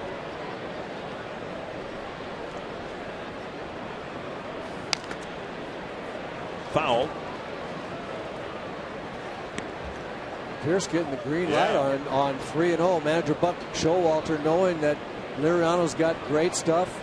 He knows he's going to get a fastball here. Let's turn the guy loose. He's got the chance. He has the ability to hit the ball out of the ballpark. Might as well let him swing at it. And a liner to right, a base hit. So a 2-out single for Steve Pierce, and that'll bring up Betamit.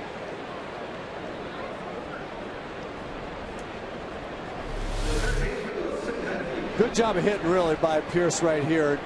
That's a good pitch, a tailing fastball. They've been hitting ground balls to short all night on that, but Pierce takes it the other way. Exactly how that ball's got to be hit.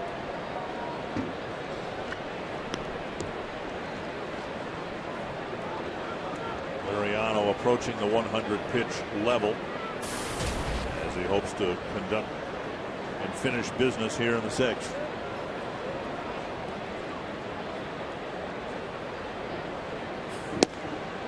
Strike on the outside corner. And frankly, Wilson Benameed being in the on-deck circle with Pierce up is one of the main reasons why manager Buck Showalter turned Pierce loose 3-0. Wilson Benameed hitting well below 200 against Liriano, not hitting that well against all left-handers, but Liriano's eaten him up twice. So he figures Pierce has the best chance of getting a run. And Liriano paints the corner twice on him. And you know, that's always, it seems like it's always the case. Guys that you know you can get out, that you just punish all the time, you make your best pitches against them, it seems like.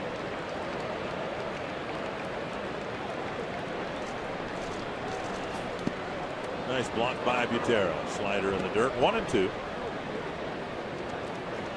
All young catchers should watch this. Watch Drew's first move. Watch where his glove goes. He just smothers with his body. He gets his glove down to make sure it doesn't go under his glove. But after he knew that it was going to bounce up, there was nothing for him to do but hunch over and smother that ball into his chest protector. That is textbook. Pitch number 100 for Liriano will come after the throw to first.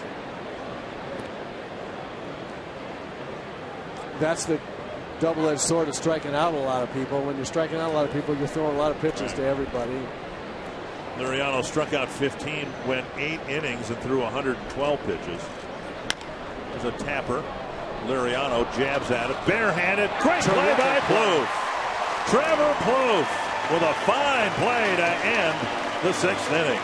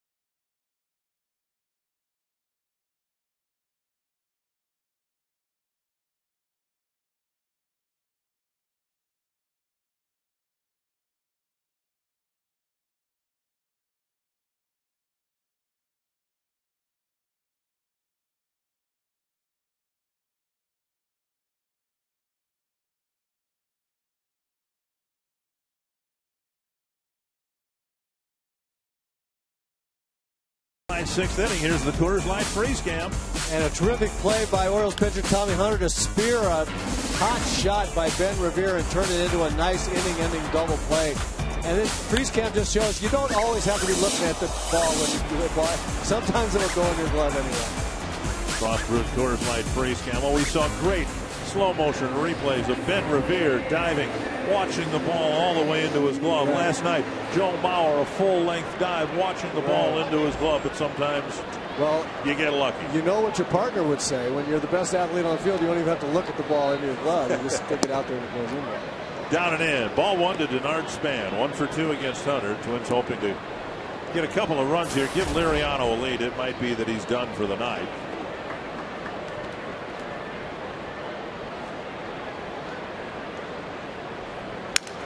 Snap bat, a little roller to Tollison. He has an easy play. Span retired, 1 away.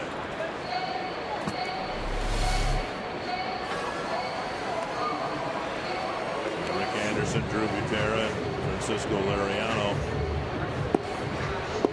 And I think what he's saying right there is you set up in the middle of the plate, he holds his hands out, and then you watch the movement, and then then Lariano talks about that ball tailing away. Rick Anderson saying, I've been telling you you have this kind of stuff, set it up for middle of the plate, it'll move the way you want it to, and you'll get the strikes.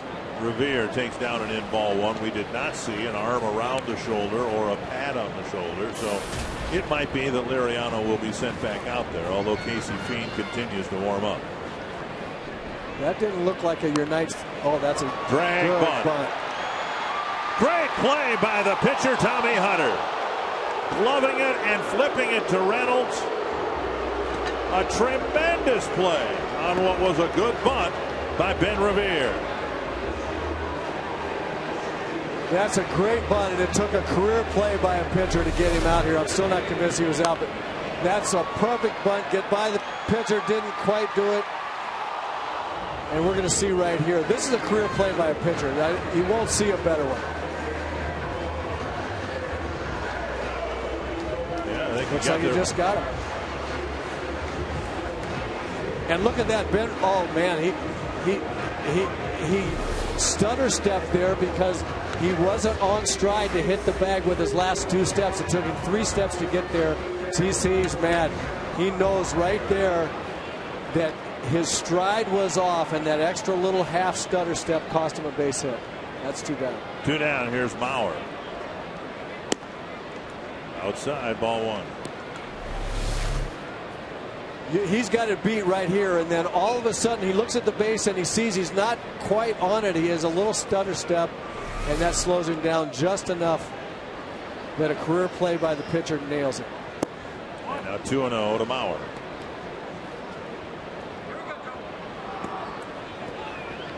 Mauer hit a sharp ground ball for a double play in the first and a fly ball to center in the fourth.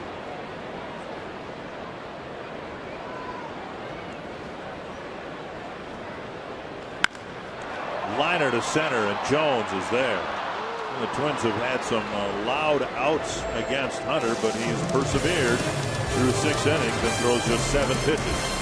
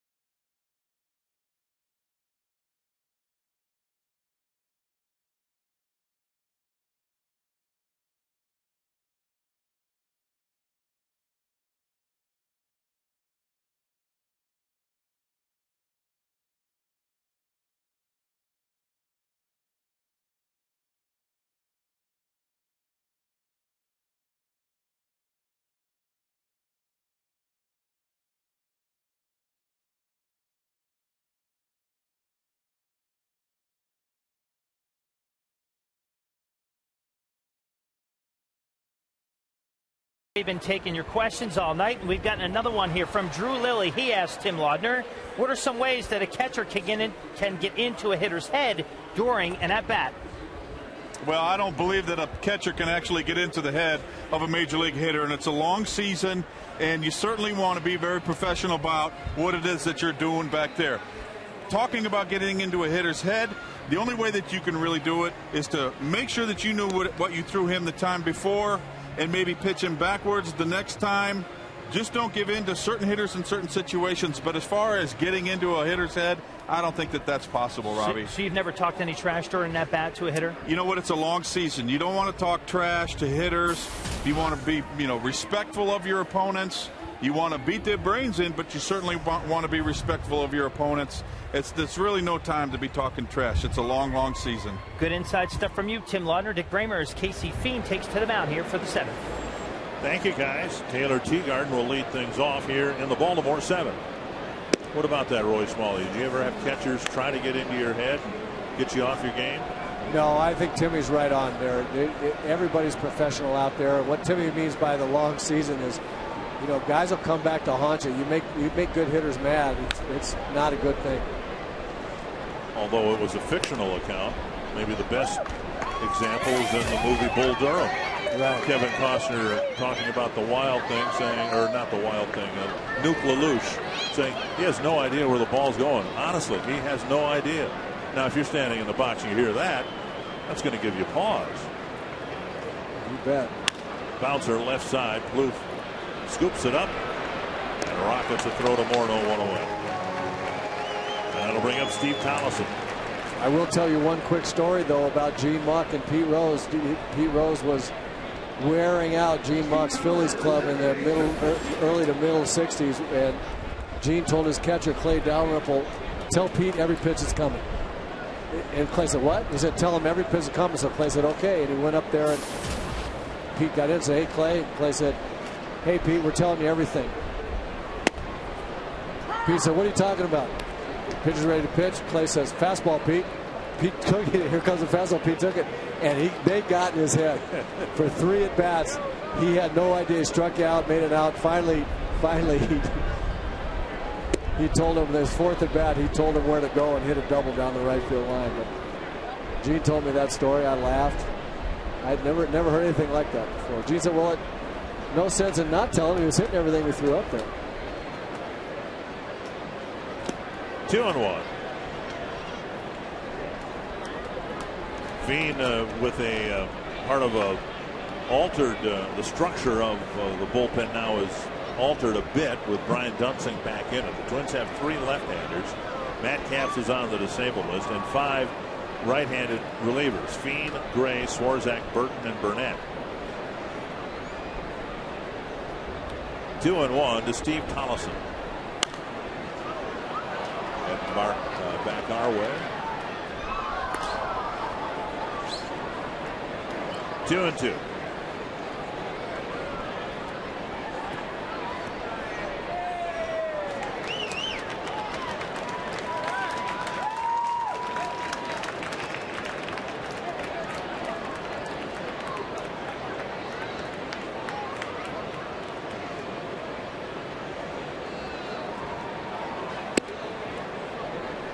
Mid-90s fastball up high, full count.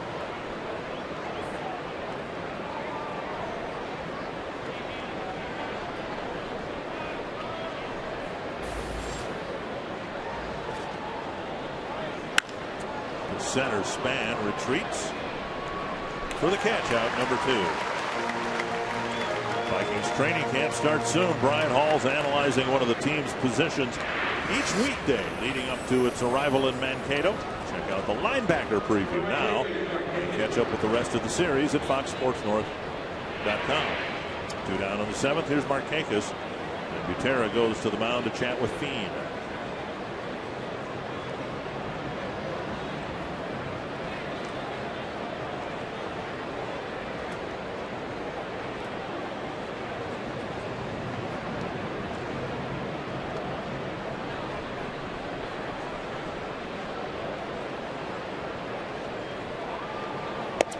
Francisco Liriano with a good start here tonight. A 2-run home run by Adam Jones in the 1st inning. And then 10 strikeouts followed. And just 2 more hits. 1-1. And I really think that what will cause Francisco Liriano lose a little sleep tonight will not be the home run by Adam Jones, because that young man can hit him, but it's going 3-1 on J.J. Hardy and throwing the ball down the middle to get back in the at-bat to Hardy. And Hardy's struggling, and you see Casey Fiend just missing right there. Fox Tracks brought to you by Carrier. 2-2. that's the one that I think that's the at bat that allowing Hardy to get that 3-1 hit in front of the home run that will bother Francisco the most. Bean trying to get Markakis out, taking a little extra time. Looked like he was flexing that right hand. That's where he had the hamate surgery. High fly to right. Hit right at Revere. Fiend comes out of the bullpen and has a 1-2-3 seventh inning. Josh Willingham homered in the fourth. He'll lead off the seventh.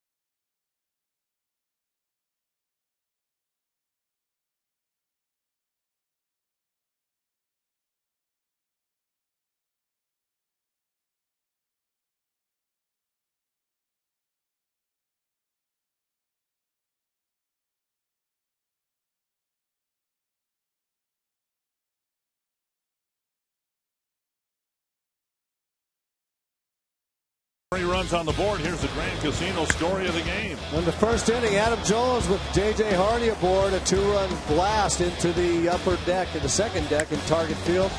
And then Josh Willingham followed with a home run of his own deep into the Twins bullpen. But other than that, it's been all Francisco Liriano, or it was all Francisco Liriano. 10 strikeouts in 6 innings in a very, very good outing by the left-hander. Josh Willingham with a bouncer to short and yet another home run into the bullpen in left center. So belt high fastball, strike one. I said earlier when we looked at the Orioles defense that the outfield swung around toward right and the infield around toward left just necessitates that it just means they want to pitch him outside. Looked like he got hurt there a little bit. That ball ran in on him, and that's when you can hurt a wrist right there. Well, he fouled the ball off a leg, perhaps. He may have done that. I didn't see that. I hope that's all it is, because he'll get over that. Oh yeah, gosh, that was a back knee. I almost don't know how you do that. Wow. 2 strikes. Middle of the Twins lineup. Willingham, Morneau, and Plouffe. 53 of the team's home runs from those 3 players. Not sure the Twins had 53 home runs a year ago at this time. Team has hit 79.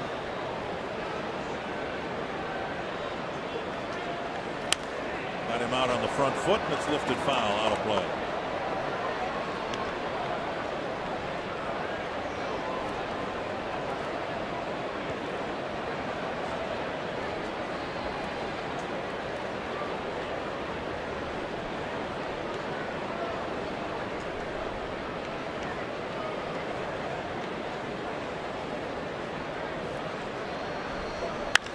Driven to right center field. It's down for a hit, and Jones will cut it off.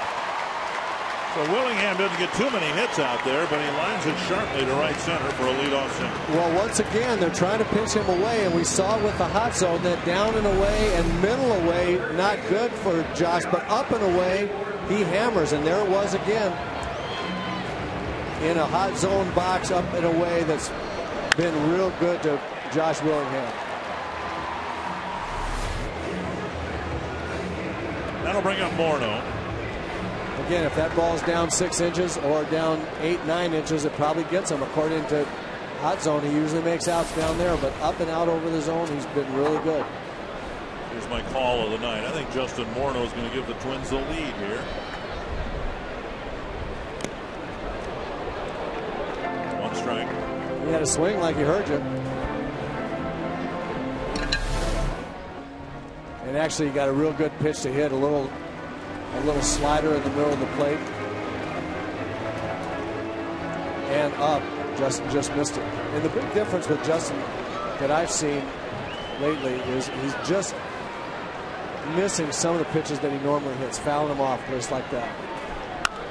Skied to short left. Hardy, the shortstop, out there with the call and the catch. 1 away.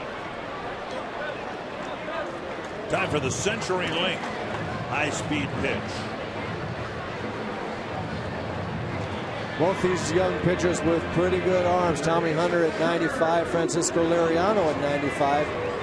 We've seen an awful lot of difference in movement. Tommy Hunter's ball a lot straighter than Frankie had a great two-seam moving fastball tonight. Wolf's hit 2 line drives tonight, a line drive single to left. Then he lined out to Hardy to end the 4th inning.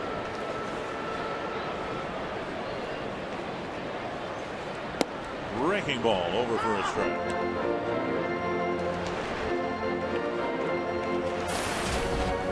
Well, I'm going to put a call on Trevor right here, just because he's been working on hitting the ball out in front of him. If he gets a fastball, see if he can get that big end of the bat out in front of the plate like he did last time.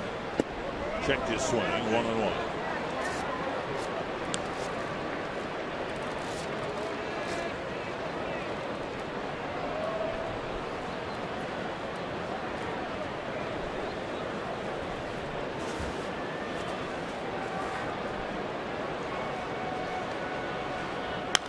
Fouled back, 1-2.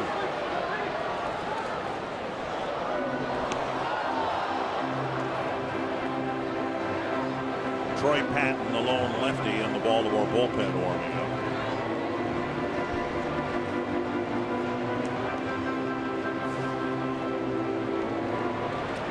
.93 pitches for Tommy Hunter. So far, just 1 run allowed. Didn't give the Twins a run in Baltimore in early April. Oh, Plouffe hit by a pitch. In a bad spot. Willingham will go to second. And we'll hope Plouffe is okay.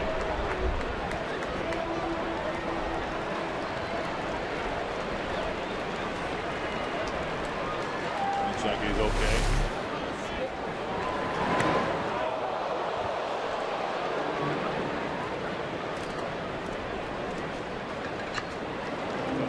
Forearm, yeah, that's good. The meat of the forearm instead of the hand is always good. It's like Gary Getty said, it's okay, I'm okay, it just hurts. What a refreshing, simple, pithy response. Yeah. That's great. Yeah.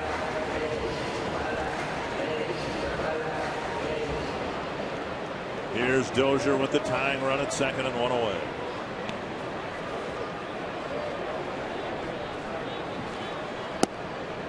Strike on the outside corner.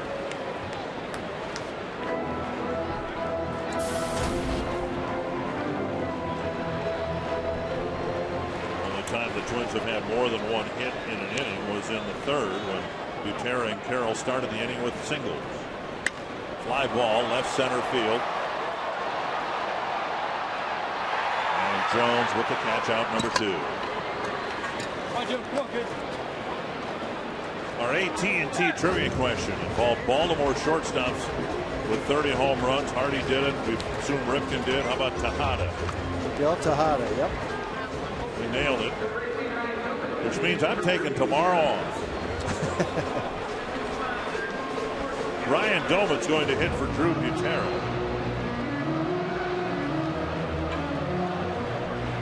2 on, 2 out.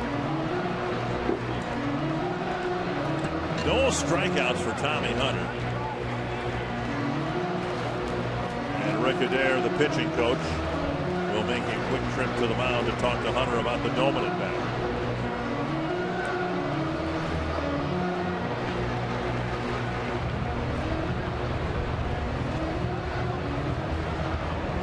Doman will take over and catch. As a pinch hitter, he's been very productive in limited duty. 2 for 3 with 3 runs batted in. You see manager Buck Showalter studying the lineup card of the Twins right there. He has his left-hander up, as we showed you in the bullpen. I was wondering why he got the left-hander up, looking at all the right-hand hitters that were yet to come in the Twins batting order, and I wondered if he was going to be for this guy right here, if he assumed that maybe manager Ron Gardenhire would pinch hit Doman Forbuter and he'd bring in the left-hander to get Doman over to the right side. That's all I could figure. But he's going to have Tommy Hunter go after him. Evidently, the left-hander is just in case they get back. The Twins get back around to the top of the order. But it just seemed like he had him up awfully early for, he had to get through 5 hitters before he ever got back there. Doman's been a much more productive hitter from this side of the plate. Swing and a miss, 1-1.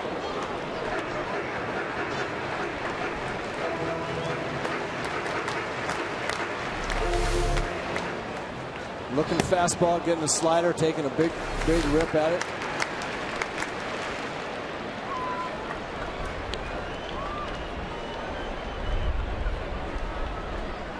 Inside, around the hands. 2-1.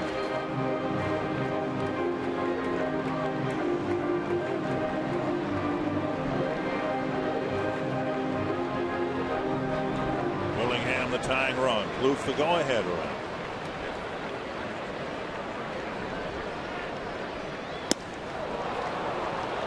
2-2. That's a good pitch after coming hard in with 94 miles an hour. As we look at Tommy Hunter, up to 100 pitches now. They're coming in hard, 94 under the hands, and then throwing a 2-seamer, which means a more sinking fastball down and away. You're looking for 94 and straight and get a little sink on the outside corner. Doman swung and missed it. Full count, which will help the Twins here. Willingham doesn't have an abundance of speed, but he'll be able to leave second base early. And if Doman delivers the hit to the outfield, it should score the run. Markakis and Jones both have very good arms in the Baltimore outfield. Full count to Ryan Doman. Pulled foul.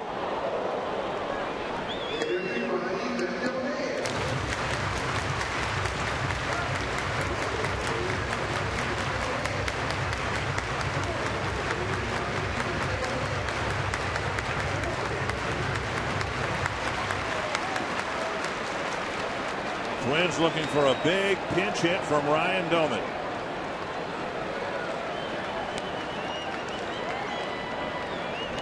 Hunter steps off. And Teagarden will go to the mound. Inning started with Willingham's hit. Kloof was hit by a pitch. There have been a couple of balls hit in the air.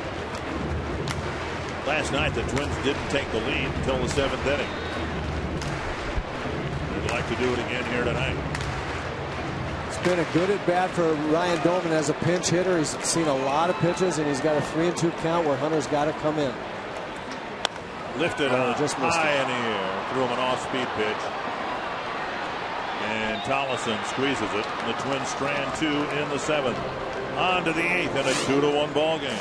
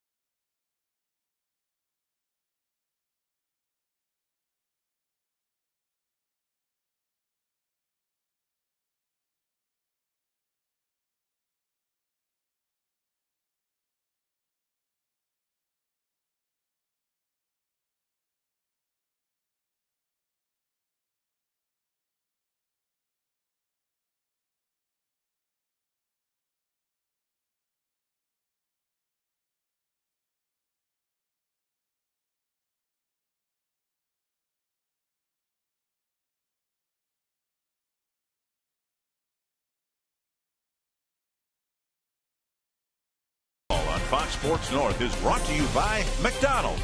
Right now, you can get 20 crispy chicken McNuggets for just $4.99 at McDonald's.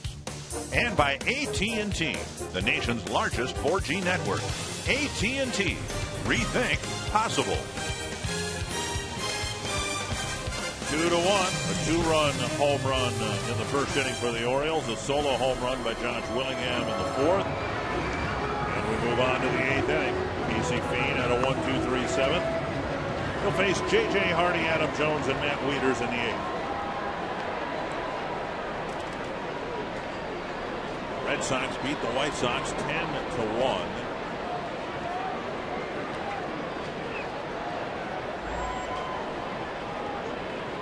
Strike one to Hardy.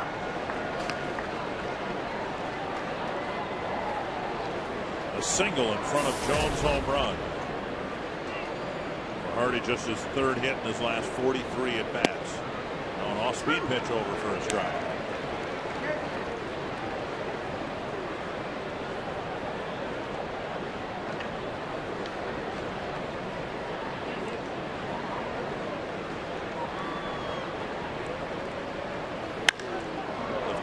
Center field, Revere over and back for the catch. One down.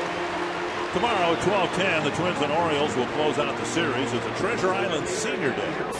Fans 55 and older can get a $5 discount on Field Box and Powerball Pavilion tickets for all weekday day games. Line up your Treasure Island Senior Day tickets. Call 800-33-TWINS or log on to twinsbaseball.com. One away in the eighth. Here's Adam Jones.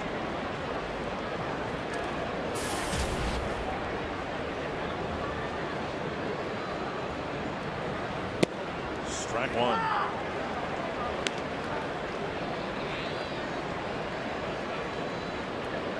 He's done pretty well since his call-up. Now 5 2/3 innings, just 2 hits allowed, no walks. 2 strikeouts and a foul pop, 2 strikes. Well, Adam Jones last night got a pitch out over the plate and just drilled it into the right field seats for a 3-run go-ahead home run. And tonight, turning on one, a fastball in under his hands that he drew the big end of the bat at and just hammered into the second deck in left field. Good young player. He has really emerged as a star. 2 strikes. Fiend to Jones. The left center field span over. Leaps and misses the ball. It rolls to the 411 side. Jones scampering to third, and he'll take the extra base. Like Span got there, but just waved at the liner that got past him. It looked to me like the ball fooled him all the way. He took a straight across angle instead of deep to begin with. Then he had to retreat, and the ball got there before he was ready for it. And I really think it all began. And you're right, Dick. He just kind of fanned on that. I think the ball just beat him to the spot that he was trying to get to. He took the wrong angle, and the ball just beat him. So a triple for Jones, and now a key at bat here. The Orioles up a run. Wieters at the plate. The Twins bring the infield in. Wieters has struck out twice and hit a grounder to short. Those 3 at bats against Liriano. Ball 1.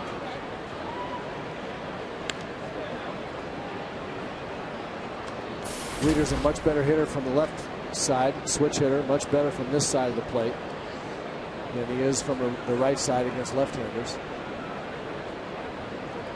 Drew wants the ball away. Oh, that got a piece of Domit, who's now catching for Ryan Domit. Yep. Jones at third base. He's the first Oriole runner past first base since Jones' home run.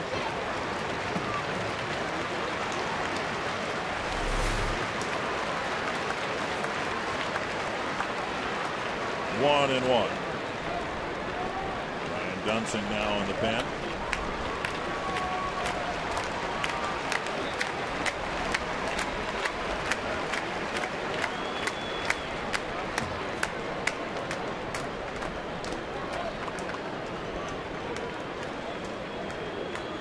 One and one to Wieters. 1-2.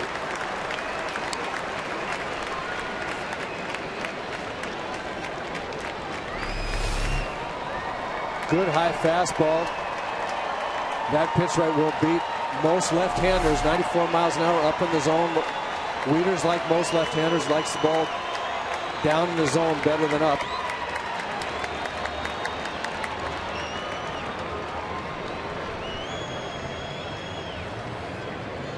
One and two from Fiend to Wieters.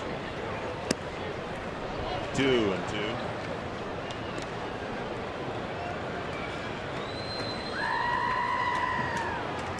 So we were talking about manager Buck Showalter trying to decide how to set up his bullpen pitching matchup against Twins hitters. Ron Gardenhire with Brian Dunsing up. There'd be a specific left-hander that he's got in mind. Oh my goodness. How does Carroll keep his eye on the ball? My goodness. The barrel of the bat whizzed past his right ear, and Carroll was still able to make the play. Thankfully, the ball wasn't hit very hard because the bat shattered, but still, I got to tell you, what kind of concentration is this? He sees the bat go by and still is able to keep his eye on the ball and make that play. Right here, he's thinking, is that ball going to hit me? He ducks, realizes it's not, and then is able to stay with the ball. That is as good a play under duress as you're ever going to see an infielder make right there.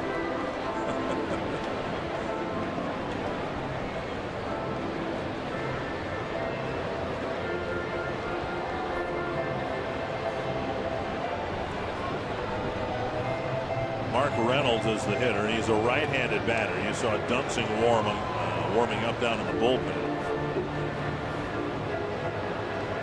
This takes incredible concentration. Well, here comes the bat and the ball. Fortunately, the bat beats the ball, and he's able to dodge that and still stay with it. Relatively slow hit ground ball. That was a terrific play. Very courageous play. Here's Reynolds. Infield back at standard depth. And Fiend delivers strike one. And this is the guy they really want right here. They don't want to get past Mark Reynolds. They can strike this guy out, but after this, it's there. We have Mr. Tomey lurking as a pinch hitter. That's why Brian Dunsing's up in the bullpen. Swing and a foul, 2 strikes. Reynolds, throughout his career, strikes out about once every 3 at-bats. Liriano got him twice and walked him.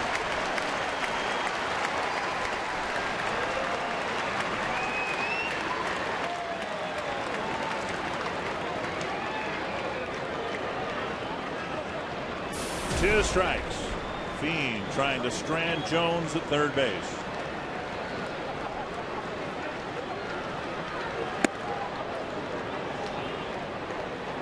Fastball taken for a ball. I really like that pitch 0-2. Get the hitter's eyes out of the strike zone. Show him that 94 miles an hour when it's up there near the eyes. It looks even harder than that. That'll get this guy who likes to hit fastballs and get him a little bit more conscious of the fastball. Gives you a chance to throw anything else. Down and away. Good try. He had him right there with a slider. If he could have thrown that a little closer, I think. 2-2.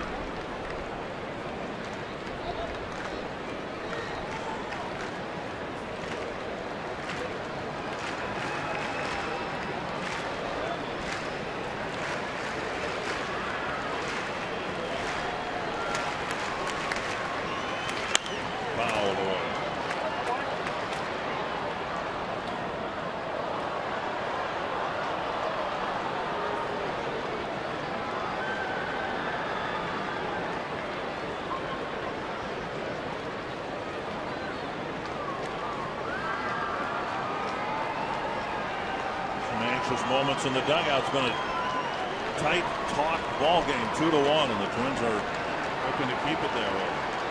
See Nick Blackburn back with the club. Got him with a breaking ball, and a great job by Casey Fiend. Jones stranded at third, and it is still 2-1.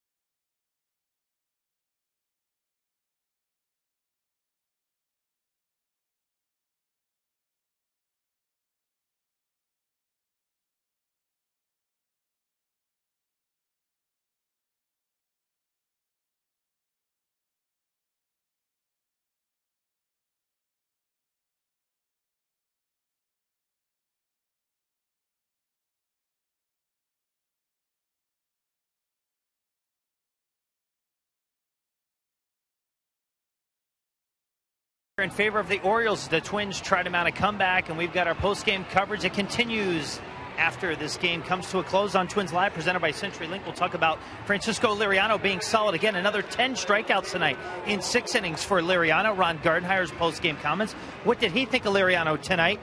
You will get that exact answer in our instructional again, coming from our experts tonight. They are Roy Smalley and Tim Lundgren. Are going to talk about charging a grounder and what that entails. So for all you young baseball players, high school kids trying to learn better fundamentals of the game of baseball, stay tuned for our instructional with the pros tonight on Twins Live. Dick and Ryan.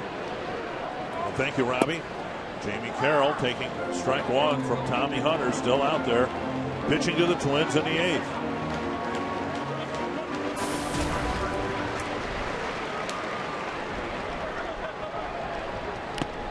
Breaking ball and a foul. Casey Fiend with a big strikeout and a big reaction.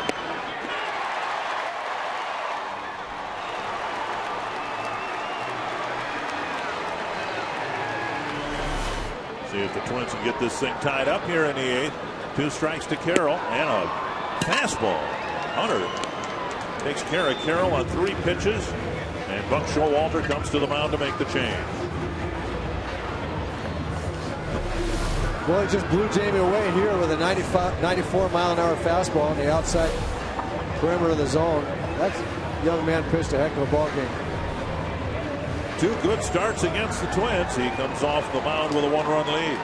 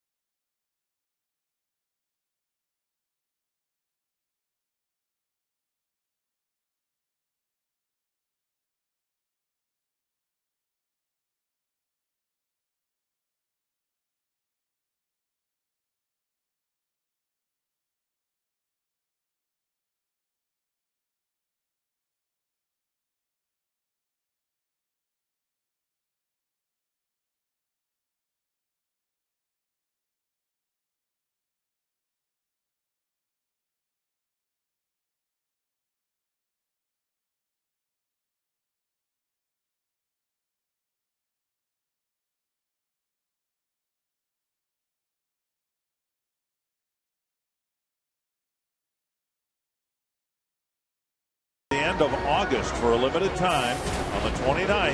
You can get Skyline View tickets for just $14. The deal against the Mariners is only available for a limited time, and you can get it by logging on to twinsbaseball.com or by calling 833-TWINS. Check out all the great ticket offers for upcoming games at Target Field. Troy Patton came into the ballgame to pitch the 7th inning here a couple nights ago, and he's brought in here with the next 3 batters scheduled being left-handed hitters Span, Revere, and Mauer.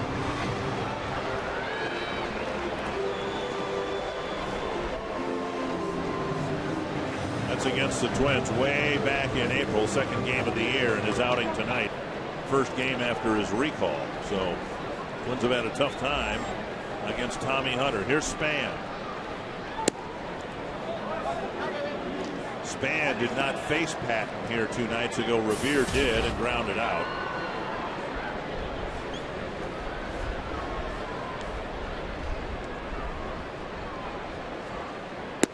Up and in, 2-0.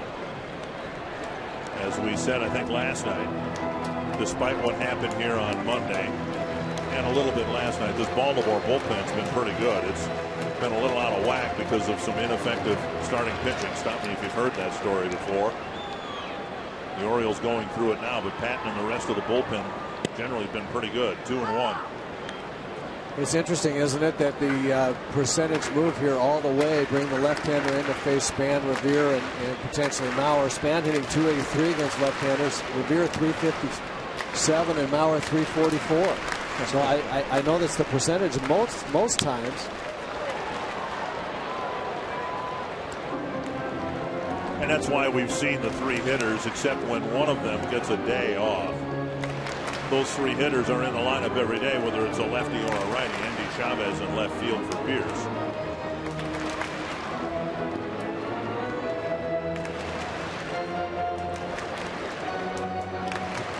Gardenhire saying today that the reason those three guys do so well against lefties is they let the ball come in deep to the strike zone, get a real good look at it. Just off the outside corner. 3-2. Yeah, we've talked about that a lot. That exactly what Gardy was saying is we look at the last pitch just off the plate. Good take by Denard, but all three of those guys will let the pitch travel a long way toward the plate. They're content to hit it back over the plate, which means it's going to go to left field, their opposite field, not their pull field. So many guys want to pull it. These guys hit lefties the other way. And Span takes a walk with one out in the eighth. Now, the one thing that we did see last time that Patton pitched to Revere, he came in on him very hard. Then Revere, as we're saying, lets the ball travel deep in the strike zone, meaning let's get back over the plate so he's not fooled and he's content to slap that ball to left. The Orioles countered with Patton the other night by pitching him hard in and broke his bat pretty severely. So we'll see how they pitch him tonight. If they pitch him away, it's playing into Ben's just his plan and approach. Unique use of a baseball for Jim Thome. He's had it behind his back, trying to loosen up his back muscles under his hamstrings. Now Revere takes outside, ball one. Revere with a hot smash fielded by Hunter in the third inning turned it into a double play. And a drag bunt up the line, and Hunter denied him a hit again with a great fielding play. 1-0.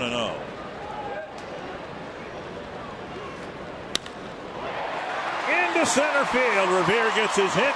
Span goes to second base. So Patton brought in to face the lefties. He walks one. The next guy singles, and now the best of the bunch, Maurer, comes up with the tying run at second. And as we look at it, see, it's down and away. It just goes with it. That's what makes these left-handers so good. Is exactly what we were talking about. Another lefty might have tried to pull that. It rolls over to ground ball, don't play the second baseman. These guys let the ball travel deep on the plate and hit back through the ball. Center field, left center, left field. They're all three great at it. And that's why playing the percentages with a left-hander against these guys, it's kind of a coin toss. Maurer takes a belt on the strike.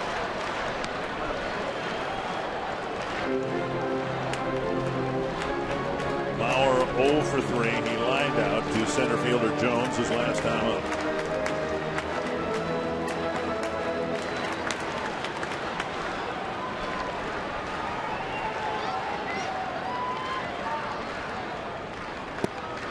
And strike two.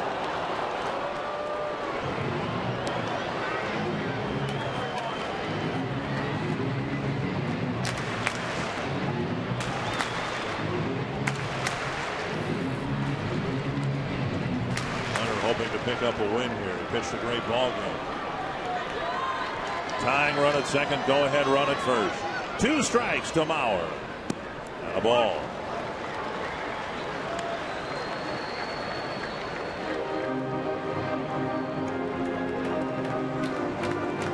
One of the characteristics of Joe Maurer that just it constantly amazes me. Here he's 0-2 against a pretty tough left-hander, and he takes that pitch as if he saw it right out of the guy's hand. He's so relaxed. It's like there's no tension in that approach at all to this left-hander, against the left-hander. Snapped his bat. Bouncer right side. And Maurer is retired. Span and Revere move up. Willingham coming to the plate. And he's already hit one out tonight. It's our Coors Light Cold Hard Blast.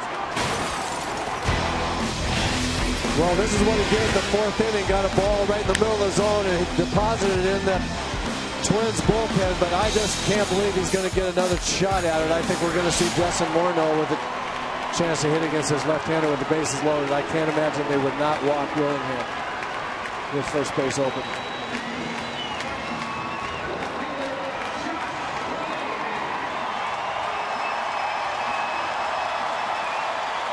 And Willingham will be walked.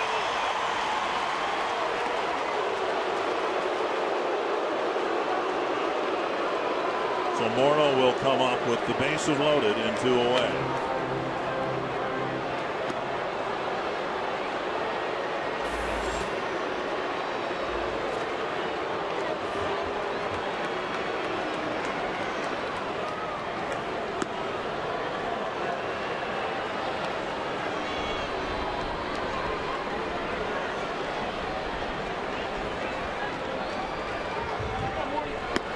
So Willingham takes 4 and takes over at first base.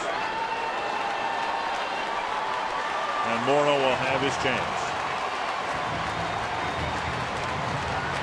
His struggles against lefties well documented.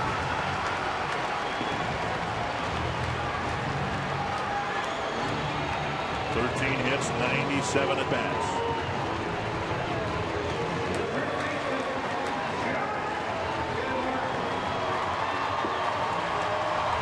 Tonight, Morneau with a fly to center, a bouncer to short, and a pop-up to short.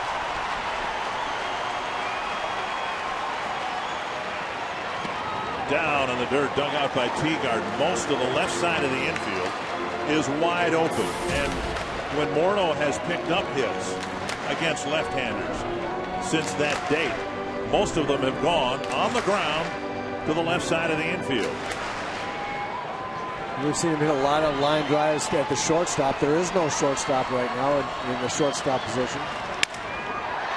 To the right side, picked up by Hardy. Inning over. So Morneau with a busted back grounder to Hardy. And the Twins leave the bases full. Stay tuned for the Gander Mountain weekend weather update for Twins territory.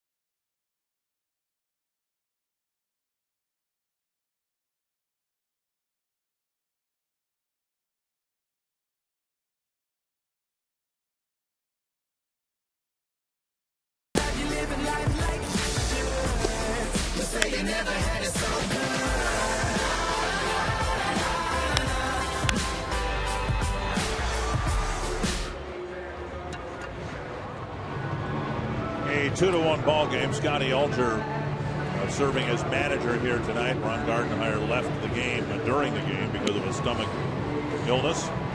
Scotty Alger, the acting manager. And we head to the ninth inning in a 2-1 ball game. Glenn Perkins comes in to pitch for the Twins.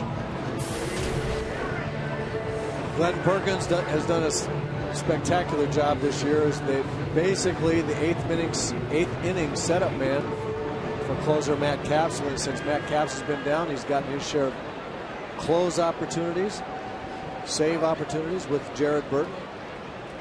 And here, manager Scotty Ulger, proxy for Gardy, says no more runs. I'm going to bring in the best I got against these guys and try to shut them out so we can get 2 runs in the bottom of the ninth to win the game. Chavez hit a home run against Matt Capps the other night.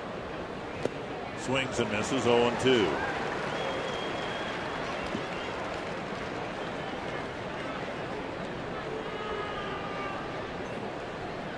Pierce had gone 1 for 2 with a walk.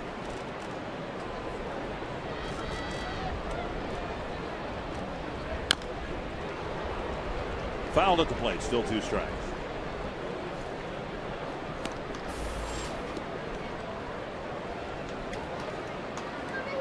A good 6 innings for Francisco Liriano. A good 2 innings by Casey Fien.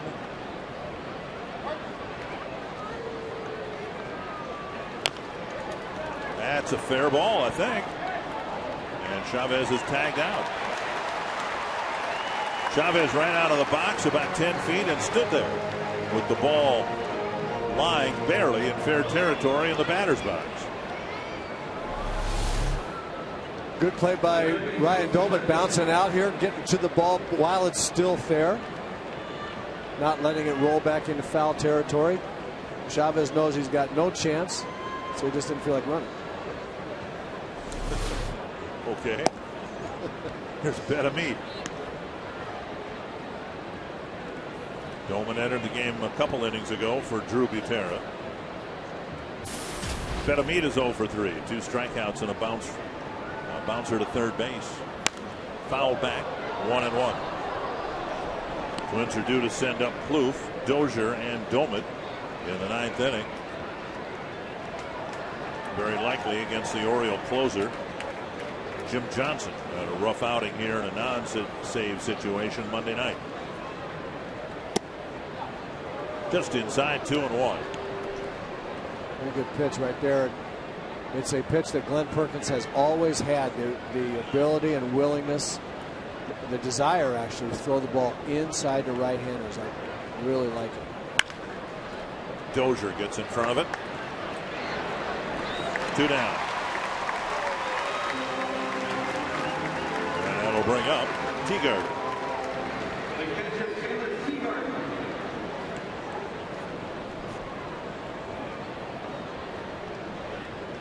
Teagard 0 for 3. He too with a pair of strikeouts and a bouncer to third.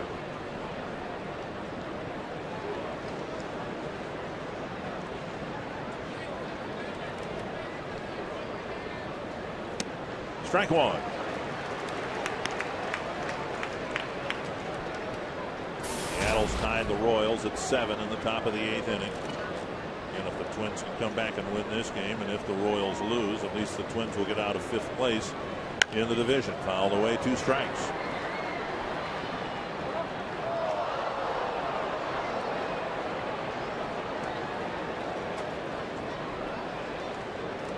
Red Sox lost to Boston 10-1. Tigers beat the Angels 7-2. Cleveland beat Tampa Bay 10-6. Pop up in the air near the Twins dugout. And on the roof of the dugout.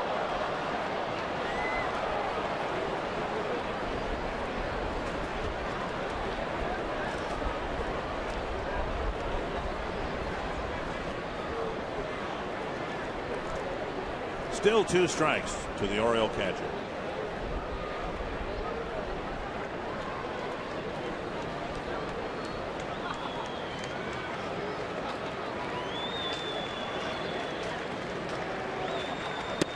Ooh, just missed the inside corner. 96-mile-per-hour heater, and it didn't miss by much.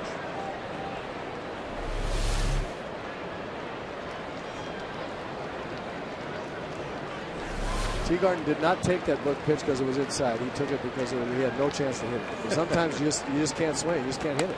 Foul back. Again at 96.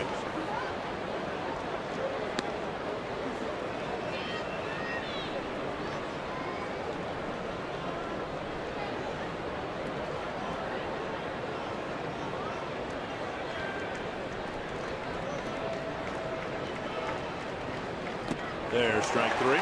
Perkins comes in, pitches a 1-2-3 ninth inning. Trevor Plouffe will lead off the bottom of the ninth.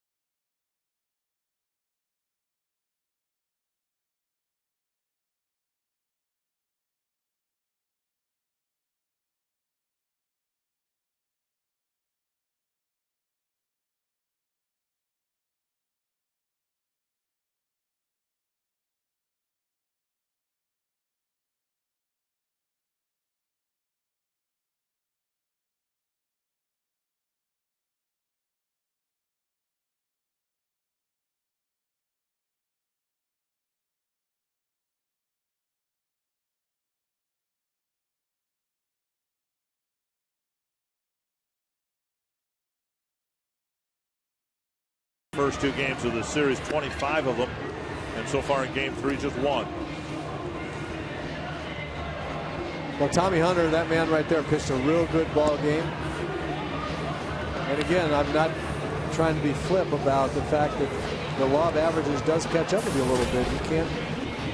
You can't score 40 runs, you know, in 3 games. Let's say if you scored 19 and 6. It's hard to come back with a big number against a guy that pitched a pretty good ball game in game 3. How good has Jim Johnson been this year? He gave up 5 earned runs in less than an inning here the other day, and his ERA is still really good at 2.56. He came in to pitch the 9th inning in a blowout game because the starter went less than an inning. Gave up 4 hits, 5 earned runs, hit a batter. Trevor Plouffe, who will lead off the 9th, doubled against Johnson in that 9th inning. Then Dozier and Doman.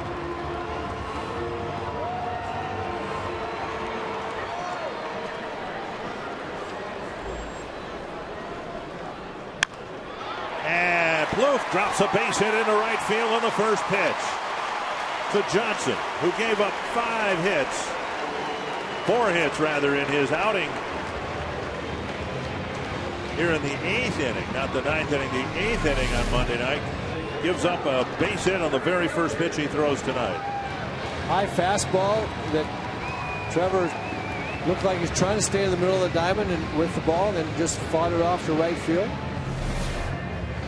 Alexa Casilla will run for Plouffe. Now we'll see how the Twins play at there's an old adage that you play for a tie at home and the win on the road. Playing for a tie would mean you'd bunt Casilla to second base to get the tying run into scoring position.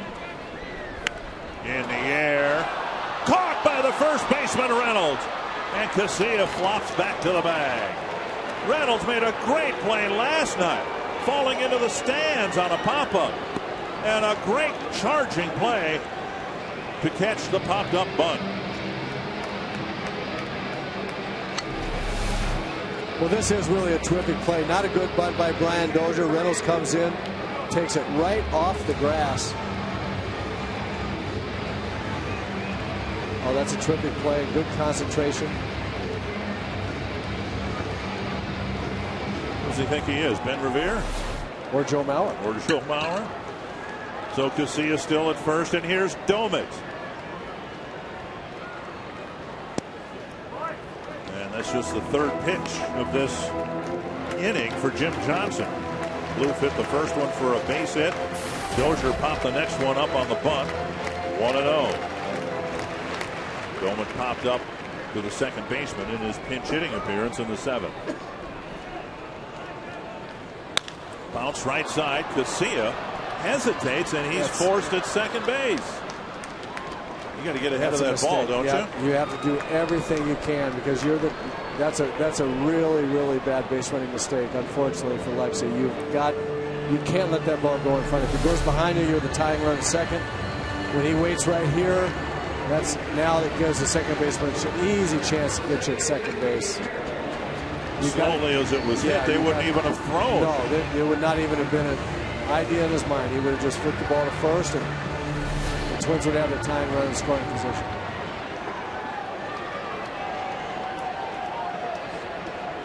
Here's Carroll, last hope for the Twins, and there's ball 1.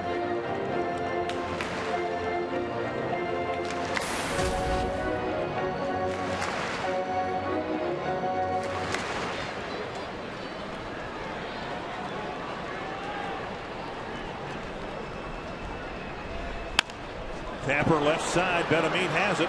Fires across. Johnson gets the save. And the Orioles beat the Twins 2-1. Tommy Hunter, your winner. And a frustrating loss for the Twins. Tommy Hunter, our delivery, Jimmy John's delivery of the game, pitching into the 8th inning.